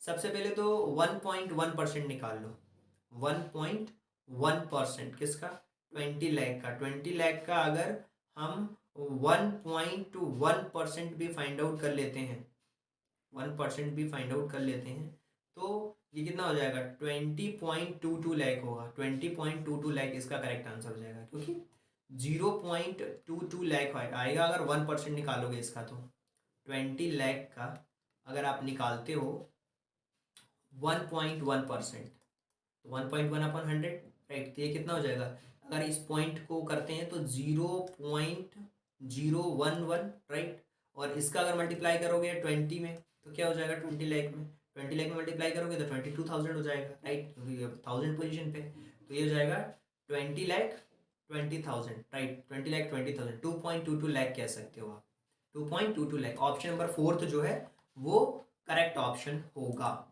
इसी तरीके से अगर हम क्वेश्चन नंबर 62 के बारे में बात करते हैं कि a ratio was solve a radio was sold 680 at the loss of 120 per 120 rupees. What price should earn to profit 120 rupees? देखिए, सेलिंग प्राइस है उसका कितना, 680, उसको लॉस कितना हुआ है, 120 रुपीज। इसका मतलब इसकी कॉस्ट प्राइस कितनी होगी, यानी कि उसने खरीदा कितने में होगा, उसने खरीदा होगा 800 में, तभी तो वो बोल रहा है कि अगर 120 का लॉस हुआ है तो उसने 680 में बेचा। वो बोल रहा है कि रेडियो को 680 रुपये में बेचने पर 120 रुपये का लॉस हुआ है, मतलब कॉस्ट प्राइस उसकी 800 थी। अब वो बोल रहा है वो प्रॉफिट कमाना चाहता है, तो 800 पे उसको कितना कमाना है, 120 रुपये कमाना है। तो 120 रुपये प्लस कर देंगे तो क्या हो जाएगा आंसर, 920। यानी कि उसको बेचना कितने में पड़ेगा, उसको 920 रुपये में बेचना पड़ेगा, तो जाकर के वो 120 रुपये का प्रॉफिट कमा सकता है। तो कॉस्ट प्राइस हमने निकाला और फिर ये निकाल लिया कि 120 रुपये उसको प्रॉफिट चाहिए, तो 120 रुपये कॉस्ट प्राइस पे हमने प्लस कर दिया, तो उसका प्रॉफिट आ गया। यहाँ पे लिखा हुआ है कि एरिया हमें फाइंड आउट करना है रेक्टेंगल का जिसकी लेंथ और ब्रेड्थ हमें पता है। एरिया ऑफ रेक्टेंगल का फॉर्मूला होता है length into breadth, 12 multiplied by 6.5। Simple multiply कर दो, 12 का मल्टीप्लाई करना है 6.5 से, तो इसका आंसर हो जाएगा 78.0 एंड 78 आ जाएगा, तो 78 square centimetre. Option number first जो है वो इसका करेक्ट ऑप्शन होगा। अब हम बात करेंगे क्वेश्चन नंबर 64 के बारे में, जिसमें लिखा हुआ है weight of one coin of 5 rupees is 9 ग्राम। मतलब क्या हुआ कि एक 5 रुपए का सिक्का है जिसका वेट 9 ग्राम है, राइट। 5 रुपए का जो सिक्का है उसका वेट कितना है, उसका वेट दिया हुआ है 9 ग्राम। और एक अनु नाम की लड़की है जिसके पास टोटल 9 किलोग्राम का बैग है। कितने किलोग्राम का बैग है, 9 किलोग्राम का बैग है। और आपको यह बताना है कि उसके पास कितने सिक्के हैं, यानी कि अगर एक सिक्का होगा तो उसका वजन 9 ग्राम का होगा, 5 रुपए का सिक्का होगा वो। तो सबसे पहले जो हमारे पास किलोग्राम में वेट दिखा हुआ है उसको हम ग्राम में कन्वर्ट कर लेंगे। ग्राम में क्यों कन्वर्ट करेंगे, क्योंकि हमारे पास ग्राम में ही हिसाब किताब दिया हुआ है। तो 9 किलोग्राम को अगर आप ग्राम में चेंज करते हो तो आपको पता होना चाहिए कि 1 किलोग्राम इज इक्वल टू क्या होता है, 1000 ग्राम होता है। तो 9 में 1000 का हम सबसे पहले मल्टीप्लीकेशन करेंगे तो ये 9000 हो जाएगा, राइट। आगे क्वेश्चन में पूछा है कि आपको बताना है कि उसके बैग के अंदर टोटल कितने कॉइन्स हैं। तो सबसे पहले क्या करना पड़ेगा, ये जो 9000 ग्राम है ना, इसमें हमें डिवाइड करना पड़ेगा 9 से, तो हमें नंबर ऑफ कॉइन्स के बारे में पता चल जाएगा। यानी कि टोटल जो वेट है जिसमें कि 9000 लिखा हुआ है, इसको हम डिवाइड कर देंगे अगर 9 से, तो हमें पता चल जाएगा कि नंबर ऑफ जो कॉइन्स हैं वो कितने हैं, यानी कि 1000 कॉइन्स यहां पे दिए होंगे। यानी कि ऑप्शन नंबर जो थर्ड वाला है वही आपका करेक्ट ऑप्शन होगा। आगे बढ़ते हैं और क्वेश्चन नंबर 64 के बाद क्वेश्चन नंबर 65 के बारे में बात करते हैं। In school total rooms are 26, 4 plants are planted in each room, 2 cup of water pour in each plant. What is the total cups required to pour all plant? इस question के अंदर total number of rooms के बारे में हमें idea है, और एक रूम के अंदर 4 प्लांट लगाए जा रहे हैं, और एक जो प्लांट है उसके अंदर 2 कप्स की जरूरत पड़ रही है पानी की। तो सबसे पहले पूछा है कि कितने कप्स की रिक्वायरमेंट होगी हमें, वहां पे एक प्लांट पे 2 कप्स की रिक्वायरमेंट है। तो सबसे पहले हमें यह पता करना होगा कि टोटल नंबर ऑफ प्लांट्स कितने हैं। 26 कमरे में, अगर एक कमरे में 4 प्लांट्स लग रहे हैं तो हमें 26 में 4 का मल्टीप्लाई करना होगा। जब हम 26 में 4 का मल्टीप्लाई करेंगे तो हमारा आंसर क्या होगा, हमारा आंसर हो जाएगा 104। यानी 104 प्लांट्स हो गए हैं अपने पास में। अब एक प्लांट्स में 2 कप्स की जरूरत पड़ रही है, तो 104 को अगर हम 2 से मल्टीप्लाई कर देंगे तो 208 कप्स की जरूरत होगी, यानी कि 208 कप्स की रिक्वायरमेंट होगी। और यही आपका एक सही आंसर होगा। तो ये क्वेश्चन नंबर 65 का क्वेश्चन नंबर 4 है। इसी तरीके से अगर हम आगे की तरफ बढ़ते हैं तो आपको समझ आएगा, जहां पे लिखा हुआ है क्वेश्चन नंबर 66 के अंदर कि एक रेक्टेंगल को फॉर्म किया गया है 100 सेंटीमीटर वायर के थ्रू, और मैक्सिमम एरिया क्या होगा। देखिए, अगर हम किसी भी रेक्टेंगल के अगर बात करते हैं मैक्सिमम एरिया के बारे में, तो वो हमारा मैक्सिमम स्क्वायर में ही बन पाता है, क्योंकि स्क्वायर में ही क्या होता है, लेंथ और ब्रेड्थ बिल्कुल सेम हो जाती है। यानी कि मैक्स टू मैक्स किसी भी रेक्टेंगल को स्क्वायर के फॉर्मेट में बनाया जा सकता है, यानी कि जो हमारे स्क्वायर होते हैं वो रेक्टेंगल हो सकते हैं, राइट। तो अगर वो मैक्सिमम स्क्वायर बन सकता है, यानी कि इसकी जो लेंथ है, ये जो बाउंड्री है जिसको बनाया जा रहा है, ये इसकी लेंथ कितनी हो जाएगी, इसकी लेंथ तो 100 मीटर है। यानी कि ये जो पेरीमीटर है, जो बाउंड्रीज है जिनको पेरीमीटर कहा जाता है स्क्वायर का, वो 100 मीटर हमें दिया हुआ है। और पेरीमीटर ऑफ स्क्वायर क्या होता है, 4 इंटू साइड, 4 इंटू साइड होता है। और 4 इंटू साइड की वैल्यू आपके पास कितनी दी हुई है, 100 दी हुई है। मैंने स्क्वायर क्यों लिया हुआ है, क्योंकि मैक्सिमम जो रेक्टेंगल है वो स्क्वायर के फॉर्मेट पे बन सकता है। तो साइड यहां से हम फाइंड आउट कर लेंगे। और साइड कैसे फाइंड आउट करेंगे, जब हम डिवाइड करेंगे 100 को 4 से, तो यहाँ पे इसका आंसर हो जाएगा 25। अब साइड्स तो आपके पास आ चुकी है 25, लेकिन अगर हम इसके एरिया के बारे में बात करें तो एरिया कैसे फाइंड आउट करेंगे, साइड इंटू साइड, यानी कि 25 मल्टीप्लाइड बाय 25। अगर हम इन दोनों का मल्टीप्लीकेशन करते हैं तो इसका आंसर हो जाएगा 625। तो 625 square centimetre is the right answer, यानी कि ऑप्शन नंबर जो थर्ड वाला होगा वही इसके अंदर करेक्ट ऑप्शन होगा।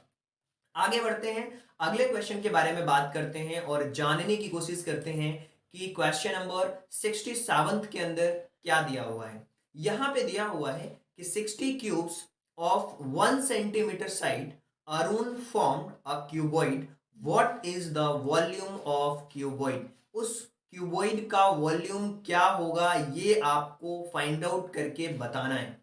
देखिए, सबसे पहले तो 60 क्यूब्स के बारे में अब दिया गया है, और जिनकी साइड हमें पता है 1 सेंटीमीटर क्यूब है, यानी कि लेंथ तो आपको पता है कि उसकी लेंथ क्या है, 1 सेंटीमीटर क्यूब आपको दिया हुआ है। और आपको ये बताना है कि वो जो क्यूबॉइड है वो अरुण उससे क्या बना रहा है, what is the volume of cuboid, उसकी वॉल्यूम क्या होगी। देखिए, क्वेश्चन के अंदर कुछ चीजें ऐसी हैं मैथमेटिक्स की जो मिस है यहाँ पे। तो यहाँ पे हमें लेंथ, ब्रेड्थ और हाइट हमें दी हुई है, जिसमें कि 20 हमें दिया हुआ है क्वेश्चन के अंदर, और 1 दिया हुआ है और 3 दिया हुआ है, राइट। अगर हम इसको कन्वर्ट करेंगे तो ये 60 सेंटीमीटर क्यूब हो जाएगा। कितना हो जाएगा, 60 सेंटीमीटर क्यूब होगा, राइट। तो इसका जो सही आंसर होगा वो 60 क्यूब सेंटीमीटर होगा। क्या होगा, 60 क्यूब्स होगा। क्यों, क्योंकि 60 यहाँ पे है इसका, तो 60 cube centimetre is the right answer.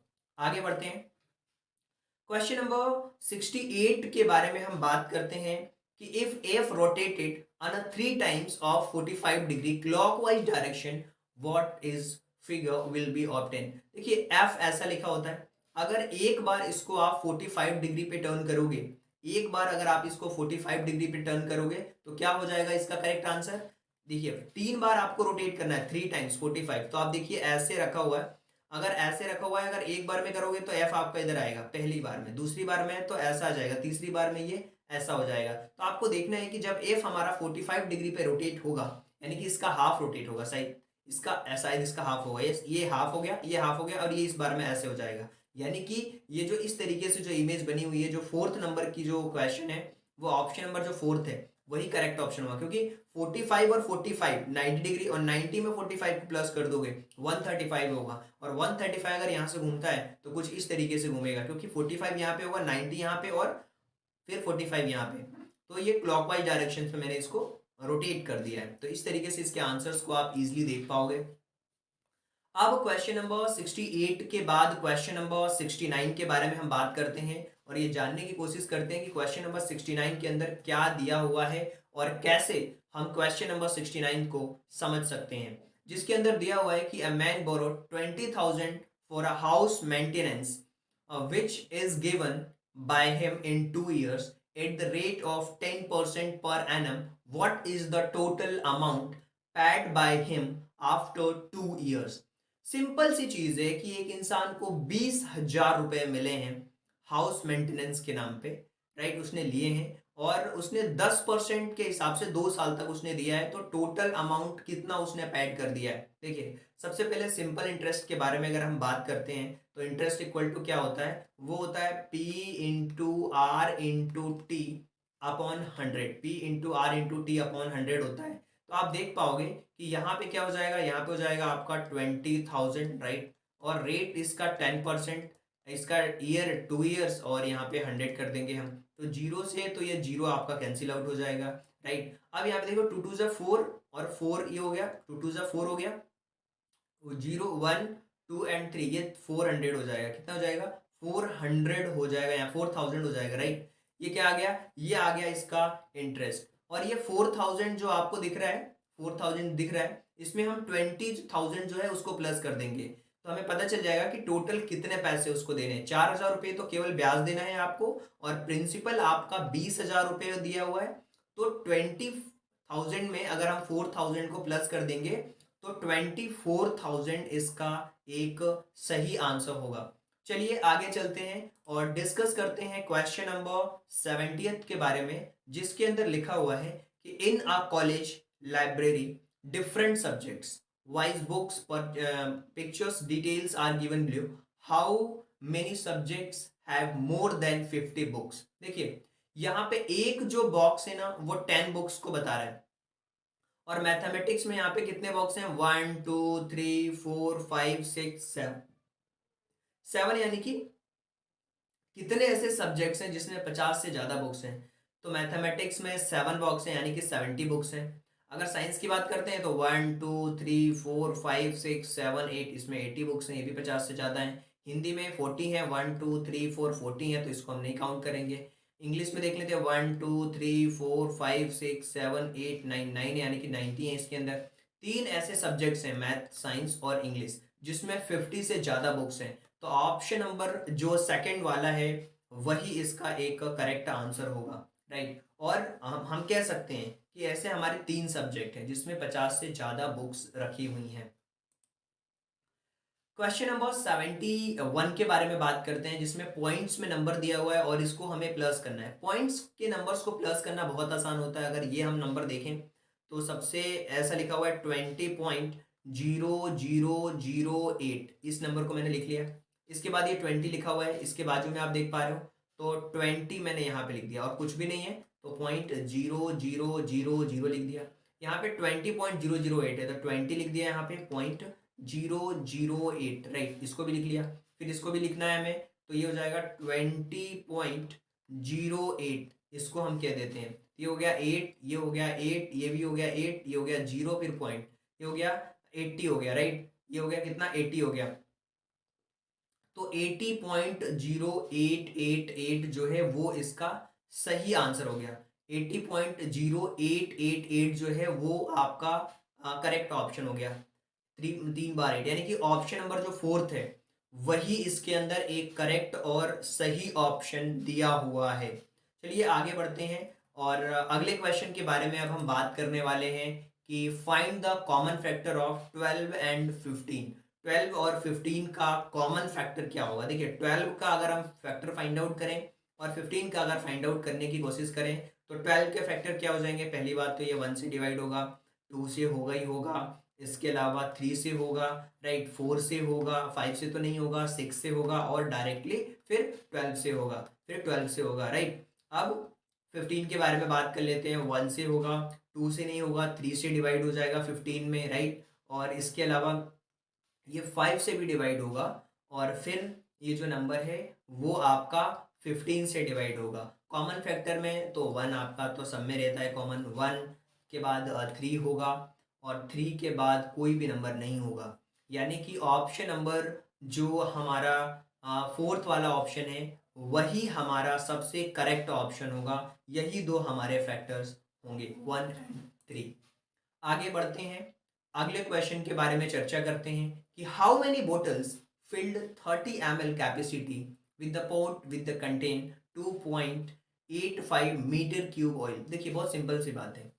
अब मैं आपसे पूछता हूँ कि आपके पास एक 9 लीटर की, मैं आपके पास एक 8 लीटर की बड़ा कैन है, 8 लीटर का कैन है जिसके अंदर पानी रखा है, और मैं आपसे पूछता हूं कि आपके पास 2-2 लीटर वाली कितनी बॉटल्स को आप फिल कर लोगे?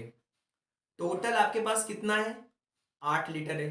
तो 2-2 लीटर वाली कितनी बॉटल्स आप फिल कर पाओगे? क्या आप नाप के देखना चाहोगे? आप बोलोगे सर 2-2 लीटर वाली 4 बॉटल्स में फिल कर लूंगा। एक बोतल में 2 लीटर आएगी, दूसरी बोतल में 2 लीटर, तीसरी बोतल में 2 लीटर, और चौथी बोतल में भी 2 लीटर आएगी। तो इस तरीके से आपका 8 लीटर कंप्लीट हो गया। अच्छा, ये यूनिट तो छोटी थी, तो आपने डायरेक्टली काउंट करके बता दिया, लेकिन ये 4 आया कैसे? आपने सिंपल सी बात है, 8 में 2 का डिवाइड कर दोगे, 8 टू जा 4, सॉरी 8 में 2 का डिवाइड करोगे, 2 4 जा 8, तो 4 ऐसे ही आपको फाइंड आउट होके आंसर मिल गया है।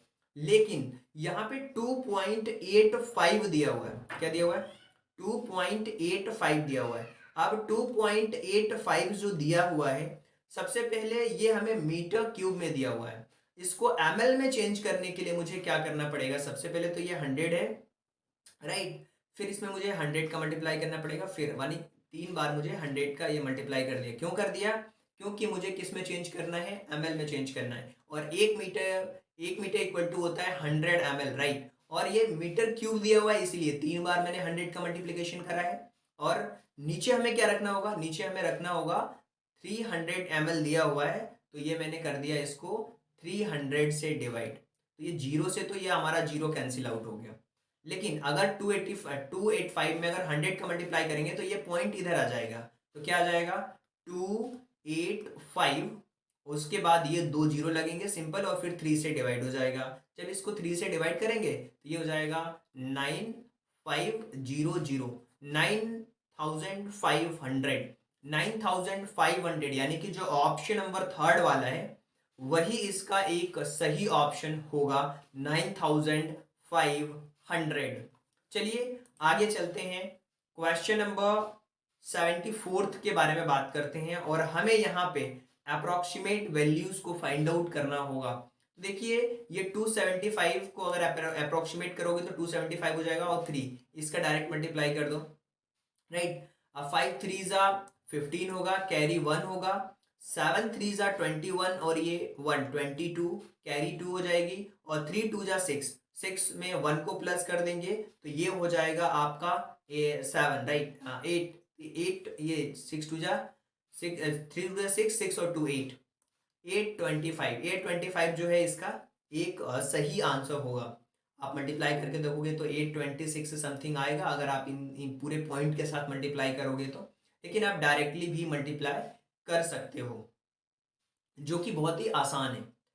आगे बढ़ते हैं, और क्वेश्चन नंबर 75 के बारे में बात करते हैं कि एक मैन ने साइकिल खरीदी जो कि 450 रुपए की थी। उस पर 50 रुपए और खर्च किए उसके मेंटेनेंस में, और उसको बेच दिया उसने 600 रुपए पे।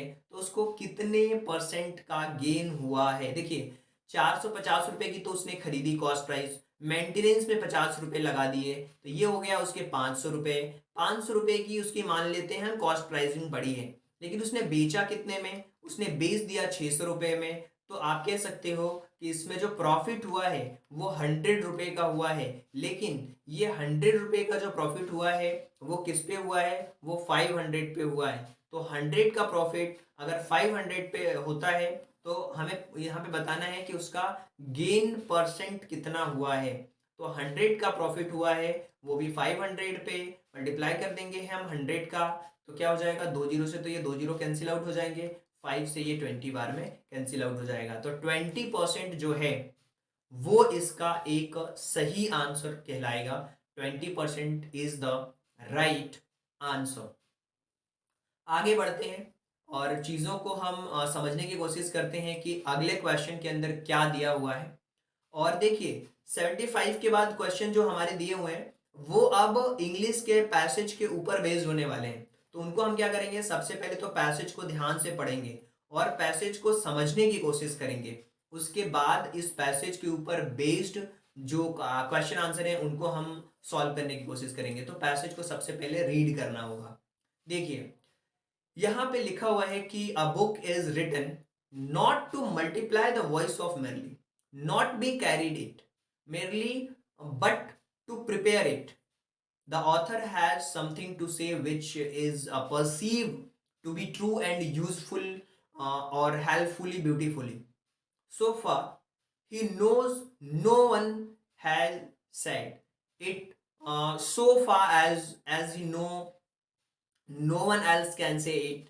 He is bound to say clearly, melodiously, if he is make clearly all that events in the sum of his life, he finds this to be a things or group of things manifest him. This is the piece of true knowledge or sight which is say the sunshine of and earth has permitted him to seize to be this is the book. ये book के बारे में लिखा हुआ है कि book जो return है वो जो कि केवल वॉइस को मल्टीप्लाई करने का नहीं है, ना ही कैरी फॉरवर्ड करने का है, ना ही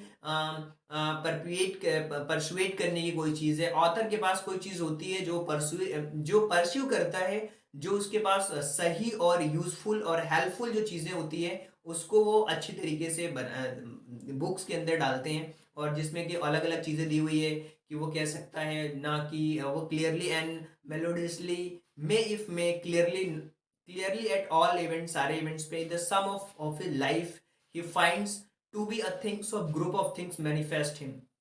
ये जो भी उसकी लाइफ में चीज़ें हुई हैं उनको फाइंड आउट करके वो मैनिफेस्ट कर रहा है, राइट, लोगों के सामने. तो ये सारी चीज़ें हैं बुक से रिलेटेड. अब हम क्वेश्चंस को समझने की कोशिश करते हैं कि 76 नंबर का जो क्वेश्चन है वो किस तरीके से इसका सही आंसर क्या हो सकता है. देखिए सबसे पहले तो आपको समझना पड़ेगा क्वेश्चन में कि the opening sentences of the passage implies that the aim of writing a book is to. क्या होगा इसमें? इसमें होगा कि the opening sentence of passage implies that the aim of writing a book is to. उस book को right करने का जो एम है वो क्या है? आप कह सकते हो कि प्रोपगेट करना अपनी जो ऑथर की आइडियोलॉजी है उसको, इसी से रिलेटेड बेस्ड है ये क्वेश्चन. तो कह सकते हो कि 76 में जो क्वेश्चन नंबर 4 थे वो इसका एक सही आंसर है. और 77 वाले क्वेश्चन में हमने दिया गया है कि which of the following would be the most suitable title for the passage. अच्छा, इसके लिए पैसेज को पढ़ने के बाद आपको क्या लग रहा है कि इसका एक सही आंसर क्या हो सकता है. देखिए जिस तरीके से पूरे पैसेज में बताया गया है बुक्स के बारे में कि ये नॉलेज होती है, ये अच्छी तरीके से रिप्रेजेंट करी जाती है, तो हम कह सकते हैं कि ये जो बुक्स होती हैं वो सोर्स ऑफ ट्रू नॉलेज होती है. मतलब एक सही जानकारी का एक अच्छा सोर्स होता है. तो book the source of true knowledge, ये ऑप्शन नंबर जो थर्ड है वही इसमें सही होगा. According to the writer a person is impelled to write a book because. क्यों क्यों वो इम्पेल्ड होता है बुक को लिखने के लिए कोई भी पर्सन? इसके अकॉर्डिंग आप कह सकते हो कि he is discovered something unique and true good which must convey and musically, right. तो उसने जो डिस्कवर किया कुछ यूनिक सी चीज़ें जो अच्छी हैं, सही हैं, उसको कन्वे करना है, ज़्यादातर लोगों तक पहुंचना है, इसीलिए. तो ऑप्शन नंबर जो फोर्थ वाला ऑप्शन है वो इसके अंदर एक करेक्ट और सही ऑप्शन होगा. 79th क्वेश्चन में दिया हुआ है कि which of the following is not implied in the passage. इसमें से कौन सी ऐसी चीज है जो पैसेज के अंदर नहीं है, जो इम्प्लाइड नहीं है पैसेज के अंदर. तो आप कह सकते हो कि a writer motivated to write, ये तो रिलेटेड है. An author of book generally gather some common truth given man popular in pleasing expression, ये नहीं है. ऑप्शन नंबर जो सेकंड वाला है वो इम्प्लाइड नहीं है इस पैसेज के अंदर. चलिए क्वेश्चन नंबर 80 वाला जो क्वेश्चन है उसके बारे में बात करते हैं. यहाँ पे अपोजिट मीनिंग्स पूछी गई है मैनिफेस्ट की. देखिए मैनिफेस्ट की जो अपोजिट मीनिंग होगी वो क्या होगी? वो होगी अनक्लियर, जो बिल्कुल ही क्लियर नहीं हो. मैनिफेस्ट का मतलब अच्छी तरीके से पता हो चीजें, क्लियरिटी हो. लेकिन यहाँ पे कोई भी चीज अनक्लियर है. अनक्लियर को ही हम कहते हैं अनमैनिफेस्ट, मतलब जो मैनिफेस्ट नहीं हो.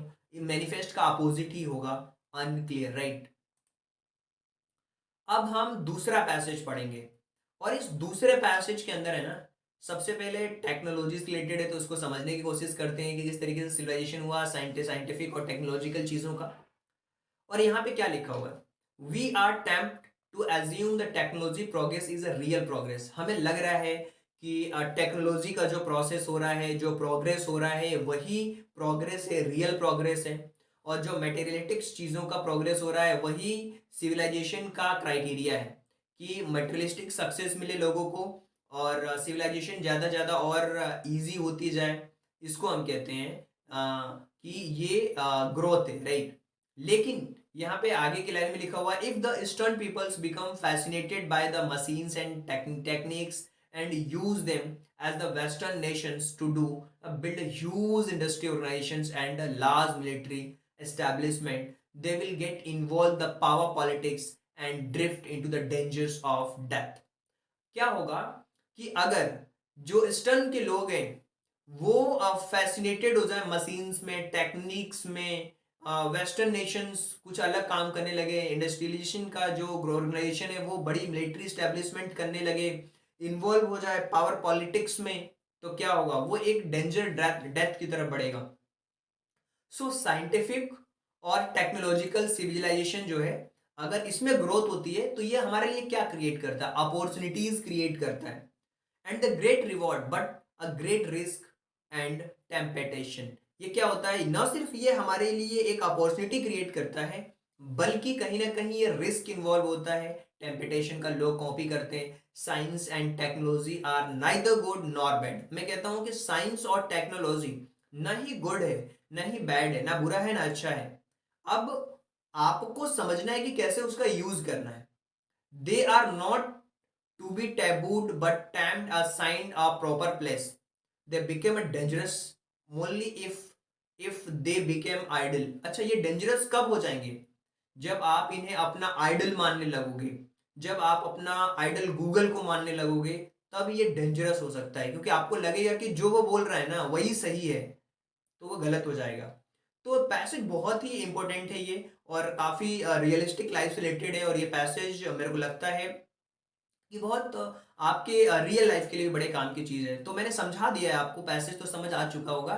अब उम्मीद भी करूंगा मैं आपसे कि जो क्वेश्चन हम यहाँ पे डिस्कस कर रहे हैं ना, उनके आंसर्स भी आप इजीली दे पाओ, क्योंकि पैसेज कहीं ना कहीं ये बिल्कुल कनेक्ट कर रहा है, हमारी प्रैक्टिकल लाइफ और रियल लाइफ से रिलेटेड भी है। यहाँ पे फर्स्ट क्वेश्चन में पूछा गया है कि science and technology will bring benefits.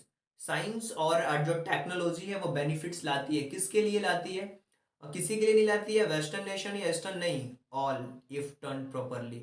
अगर सभी के लिए ला सकती है, अगर प्रॉपर तरीके से हम उसका यूज करें। ऐसा नहीं कि आपने घर से फोन लिया कि मुझे ये नवोदय के क्वेश्चन पेपर सॉल्व करने हैं, और आप क्वेश्चन पेपर सॉल्व ना करके, प्रॉपरली इसका यूज ना करके कुछ और चीजें कर रहे हो, तो कहीं ना कहीं ये आपके लिए प्रॉब्लमेटिक हो जाएगा। तो ऑप्शंस आपको समझने पड़ेंगे, राइट, कि इसका सही क्या होगा। ऑप्शन नंबर फोर्थ इसके अंदर राइट आंसर है। मैं आपको समझाते भी जा रहा हूँ साथ साथ में कि चीजों को कैसे यूज करना है। देखिए 82 वाले क्वेश्चन में क्या लिखा हुआ है, from the passage one gather that stern people must, कि जो स्टर्न पीपल है, जो एस्टर्न पीपल है, वो क्या कर रहे हैं, वो avoid being controlled by machines and techniques. वो मशीन्स और टेक्निक्स के थ्रू कंट्रोल्ड नहीं हो रहे हैं, वो उन मशीन्स और टेक्निक्स को कंट्रोल कर रहे हैं। दैट इज राइट थिंग, और ये सही चीज है। तो ऑप्शन नंबर जो सेकंड है वो आपका करेक्ट ऑप्शन होगा इसके अंदर। इसी तरीके से अगर हम बात करते हैं कि according to the author science and technology should be, कैसा होना चाहिए, एलिमिनेटेड, लाइफ से एलिमिनेट कर दिया जाना चाहिए, बिल्कुल भी ऐसा नहीं होना चाहिए, ऑथर भी ऐसा नहीं बोलने का कह रहे हैं। Use in a control and careful manner, yes, ये बहुत सही चीज है कि इसको कंट्रोल्ड और एक केयरफुल मैनर में यूज करा जाना चाहिए, जो कि सेकंड वाला जो ऑप्शन है वो सही है। ये आपका सही ऑप्शन है।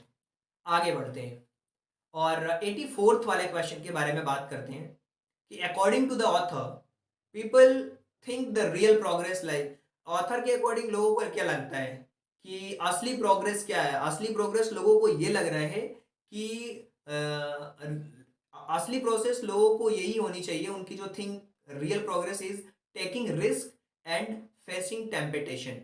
That is a real progress, मतलब आप चीजों को फेस करते जा रहे हो, रिस्क लेते जा रहे हो और आगे बढ़ते जा रहे हो। तो क्या ये है, ये बिल्कुल भी नहीं है। लोगों को पैसेज के अकॉर्डिंग ये यहाँ पे समझ में आ रहा है कि जो मटेरियल सक्सेस है, जो टेक्नोलॉजिकल ग्रोथ है, वही रियल सक्सेस है। लोगों को ऐसा लग रहा है और ऑथर ये बात पैसेज के अंदर बता रहे हैं, यानी कि ऑप्शन नंबर जो थर्ड है वो करेक्ट आंसर होगा, सेकंड नहीं होगा। राइट। 85th वाले क्वेश्चन के बारे में हम चर्चा करते हैं। According to the author, what is the real progress? Real progress क्या है ऑथर के अकॉर्डिंग? ऑथर के अकॉर्डिंग जो लोगों को रियल प्रोग्रेस लग रहा है वो टेक्नोलॉजिकल प्रोसेस को ही वो रियल प्रोसेस मान रहे हैं। तो ऑप्शन नंबर फर्स्ट ये करेक्ट ऑप्शन है। Technological progress is the real progress. आगे बढ़ते हैं। अब हम बात करने वाले हैं पैसेज नंबर थर्ड के बारे में। और इस पैसेज के अंदर कुछ चीजें दी हुई हैं कि if non Hindi speaking people fought for one their own language to be declare as the official language. जो नॉन हिंदी स्पीकिंग लोग हैं वो अपनी लैंग्वेज को लेकर के लड़ रहे हैं कि इसको ऑफिशियल लैंग्वेज घोषित किया जाए। It should not be have so great matter of surprise. ये जान करके ये सरप्राइज नहीं होना चाहिए कि as it when is find the brave patriotic people fighting tooth and nail retain English as the linguistic French which is a good foreign language. देखिए बहुत सारे ऐसे लोगों को लगता है कि इंग्लिश के लिए लोगों को लगता है कि उनको हिंदी को ही मातृभाषा बनाना चाहिए। लेकिन अगर आप इंग्लिश नहीं जानोगे, नहीं सीखोगे, तो क्या होगा? कहीं ना कहीं आप उन चीज़ों को नहीं समझ पाओगे जो फॉरेन में बुक्स इंग्लिश में लिखी हुई हैं। कैसे आप समझोगे जब तक आपकी अंडरस्टैंडिंग नहीं होगी। Which is a good as a foreign language. Mahatma Gandhi never gave the problem of necessity of national language any leisure degree of importance than the problem of national independence. He was strongly opposed those blind propagation of English. और महात्मा गांधी इनके oppose में थे जो blindly propagate कर रहे थे English को। Who failed to realize worth of national language. और वो फेल हो गए अपनी नेशनल लैंग्वेज को रियलाइज करने में। He held it a crime against the childrens to educate them through the medium of foreign languages. Right. और ही हेल्ड टू क्राइम, उनको लगता था कि जो फॉरेन लैंग्वेज में बच्चों को जो हम सिखाते हैं वो क्राइम की तरह है, क्राइम के अगेंस्ट है, अगेंस्ट द चिल्ड्रन से चिल्ड्रंस के अगेंस्ट है, to educate them through the medium of foreign language. Right. ये उनको ऐसा लगा। लेकिन आज देखो कि English medium day by day बढ़ता जा रहा है। लेकिन खैर ये पैसेज को हमने समझ लिया कि इंग्लिश के ऊपर पैसेज है, नॉन स्पीकिंग लोग किस तरीके से आपस में लड़ते रहे और ना वो ग्रोथ ले पाए उस चीज़ में। तो हमें सबको एक साथ लेकर के कोलैबोरेटिव डेवलपमेंट करना चाहिए अगर मेरा पर्सनल माने तो। विच of the following is a first step towards. इसमें पहले स्टेप क्या है? आप कह सकते हो कि इसमें है अचीवमेंट्स ऑफ इंडिपेंडेंस।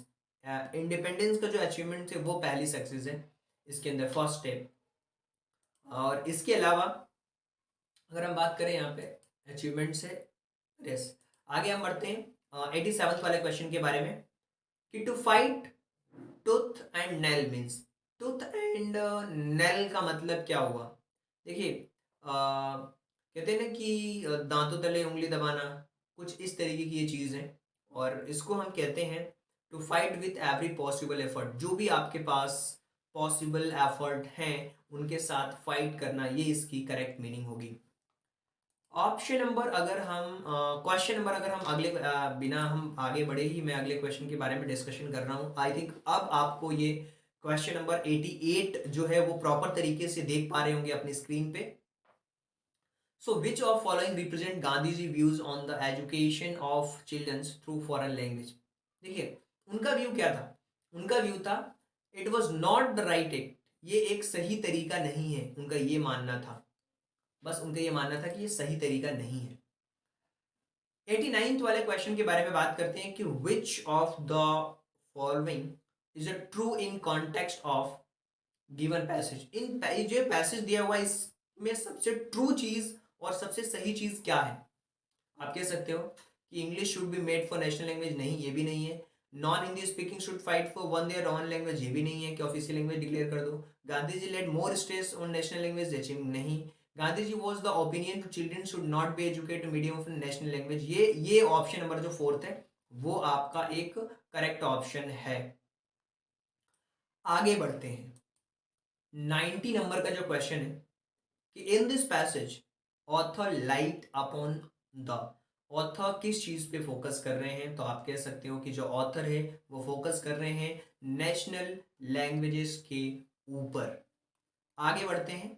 91 से लेकर के 95 तक के क्वेश्चंस है ना, इसमें एरर हमें फाइंड आउट करना है।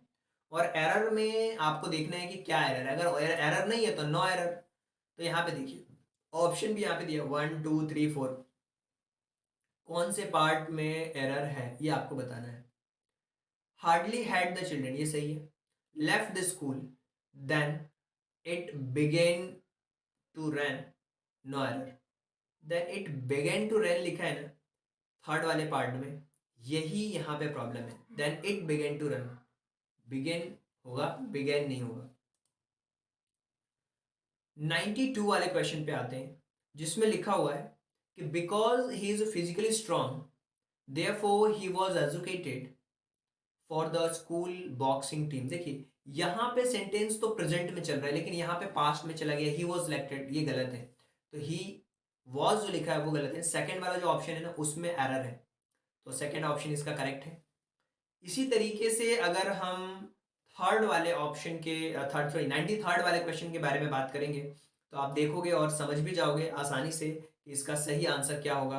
कि the reason for he is failure because he didn't work hard, no error. तो he is a failure because जो लिखा हुआ है, the reason for he is a failure, ये है ही, हिज फेलियर इज नहीं होगा, ही फेल होगा, ही फेल बिकॉज, यहाँ पे पास्ट में होगा सेंटेंस। तो जाकर के, क्योंकि यहाँ पे पास्ट में लिखा है मैंने डिडंट वर्क हार्ड, तो इज नहीं आएगा, यहाँ पे पास्ट में सेंटेंस होना चाहिए। इसीलिए हम कह सकते हैं कि जो 93 वाला क्वेश्चन है इसमें जो सेकंड वाला ऑप्शन है उसके अंदर एरर है। अब हम बात कर लेंगे क्वेश्चन नंबर 93 के बाद 94th के बारे में। कि Bharat ask him that to which was way to the past office, to the post office, no error. आप ये क्लियरली यहाँ पे देख पाओगे कि भरत आस्क हिम, भरत ने पूछा that which was way, that which was way ask, और यहाँ पे देखो पास्ट में लिखा which was the way to the past office, और यहाँ पे भी सेकेंड वाले ऑप्शन में गलत है। Ask him which, who was on the way होगा, क्योंकि यहाँ पे नाम लिखा हुआ है, नाम के साथ विच यूज नहीं करते। All the boys return back home well in time for lunch. तो आप कह सकते हो कि इस वाले क्वेश्चन के अंदर ये लिखा है ना रिटर्न बैक होम, ये गलत है, रिटर्न होगा, रिटर्न नहीं होगा। क्योंकि all the boys return back home well in the time of lunch, सब वापस आए, रिटर्न पास्ट में दिया हुआ है, गलत है। ऑप्शन नंबर जो सेकंड है इसमें एरर है। अब 96 से लेकर के 96 से लेकर 100 तक के जो क्वेश्चन है, इन क्वेश्चंस में प्रॉपर ऑर्डर आपको फाइंड आउट करना है ताकि वो एक मीनिंगफुल सेंटेंस बन पाए। मतलब कि हमें रीअरेंज करना है, इधर उधर सेंटेंसेस दिए उनको रीअरेंज करके अच्छे से हमें बनाना है सेंटेंसेस का, कि इसका परफेक्ट आंसर क्या होगा। देखिए know some his of friends, तो मैं कह सकता हूं कि इसका होगा आई सबसे पहले आ जाएगा। I know, I know some, I know some of, I know some of his, I know, I know some of his friends, I know some of his friends. तो आई नो यानी कि डी वाला सबसे पहले होगा, फिर उसके बाद ए नो, बी यानी कि सम, ऑफ यानी कि ई, और ई यानी कि आई, राइट, और सी यानी कि ऑफ, सी यानी कि some. I know some of, B E C F, C A में क्या दिया हुआ है सम फ्रेंड्स होगा ना, I know of his some friends, some पहले आएगा। तो ऑप्शन नंबर जो थर्ड वाला है 96 का वही करेक्ट होगा, सम यहाँ पे नीचे आ जाएगा। 97th वाले क्वेश्चन के बारे में बात करते हैं और जानने की कोशिश करते हैं कि क्या होगा। सबसे पहले तो ही आएगा। He he will, sorry he will have, he will have, he will have और यहाँ पे देखिए सी ई एफ हो गया। बी आएगा क्या, he will have gone, gone आएगा right, he will have gone, gone by, by now, he will have gone by now, यानी कि ऑप्शन नंबर बी जो है वो करेक्ट होगा। ए के बाद ऑप्शन में दिया हुआ है, इसके पहले वाले ऑप्शन में शायद मैंने सही पहले बना दिया था, ये वाला करेक्ट था पहले ही, क्योंकि बी, बी के बाद सी है, सी हमारा जो है वो सेकंड लास्ट में सम फ्रेंड्स आएगा। 97 का भी जो बी वाला ऑप्शन है वो सही है। और 98 में जो क्वेश्चन हमारा दिया हुआ है, ये देखिए 97 का ये क्वेश्चन था, 98 वाला ये क्वेश्चन है। दिस डू एट यू, आप कह सकते हो यू आएगा, यू के बाद आएगा should, you should, you should do, you should do this, you should you should do this, you should do this, उसके बाद है you should do this once, you should do, you should, option number first वाला है D F B A C E होगा, C यानी कि at, you should do this, you should, A यानी कि दिस, दिस के बाद से है ये आपका सी, एट, ई यानी कि once, you should do this at once, option number first, इसी का ही एक करेक्ट मीनिंग हो पाएगा। और सेकंड 99 वाले ऑप्शन के बारे में बात करते हैं, क्वेश्चन के बारे में बात करें, नो आई ह अबाउट, तो आप कह सकते हो कि जो सेकंड वाला ऑप्शन है कि आई know, I know about her, I know about her is the correct option, यानी कि सेकंड वाला जो ऑप्शन है वो आपका सही ऑप्शन होगा। 100th वाले क्वेश्चन के बारे में बात कर लेते हैं कि सही आंसर क्या होगा, बी ए डी सी लिखा हुआ है, तो आप देखोगे कि यहाँ पे सबसे पहले आएगा स्टोलन, माय स्टोलन, स्टोलन, ये बी वाला, my boy stolen was, my boy stolen was, my boy was stolen, my boy was stolen होगा ना, my boy was stolen, stolen ये करेक्ट ऑप्शन है। थर्ड वाला जो है वही आपका एक सही ऑप्शन होगा। सो आई होप कि ये जो क्वेश्चन नंबर 100th वाला है यही आपका एक सही आंसर होगा। और उम्मीद करता हूँ कि ये जो पैसेज हमने डिस्कस, ये जो क्वेश्चन हमने डिस्कस करा और ये जो क्वेश्चन पेपर पीवाईक्यू की सीरीज में आपने देखे कंप्लीटली, आप सभी लोगों को बहुत अच्छी तरीके से समझ आए होंगे। अगर आपको फिर भी लगता है कि कोई डाउट है या किसी भी तरीके की कोई भी समस्या है तो आप क्वेश्चन पूछ सकते हो। और ये जो नंबर है 8770774431, इस पे आप हमारे डाउट्स को भी क्लियर कर सकते हो। बहुत सिंपल है, नंबर यहाँ पे लिखा हुआ है, इससे आप अपने डाउट्स भी क्लियर कर सकते हो। So thank you so much and thanks for giving your precious time at the last. God bless you, thank you so much।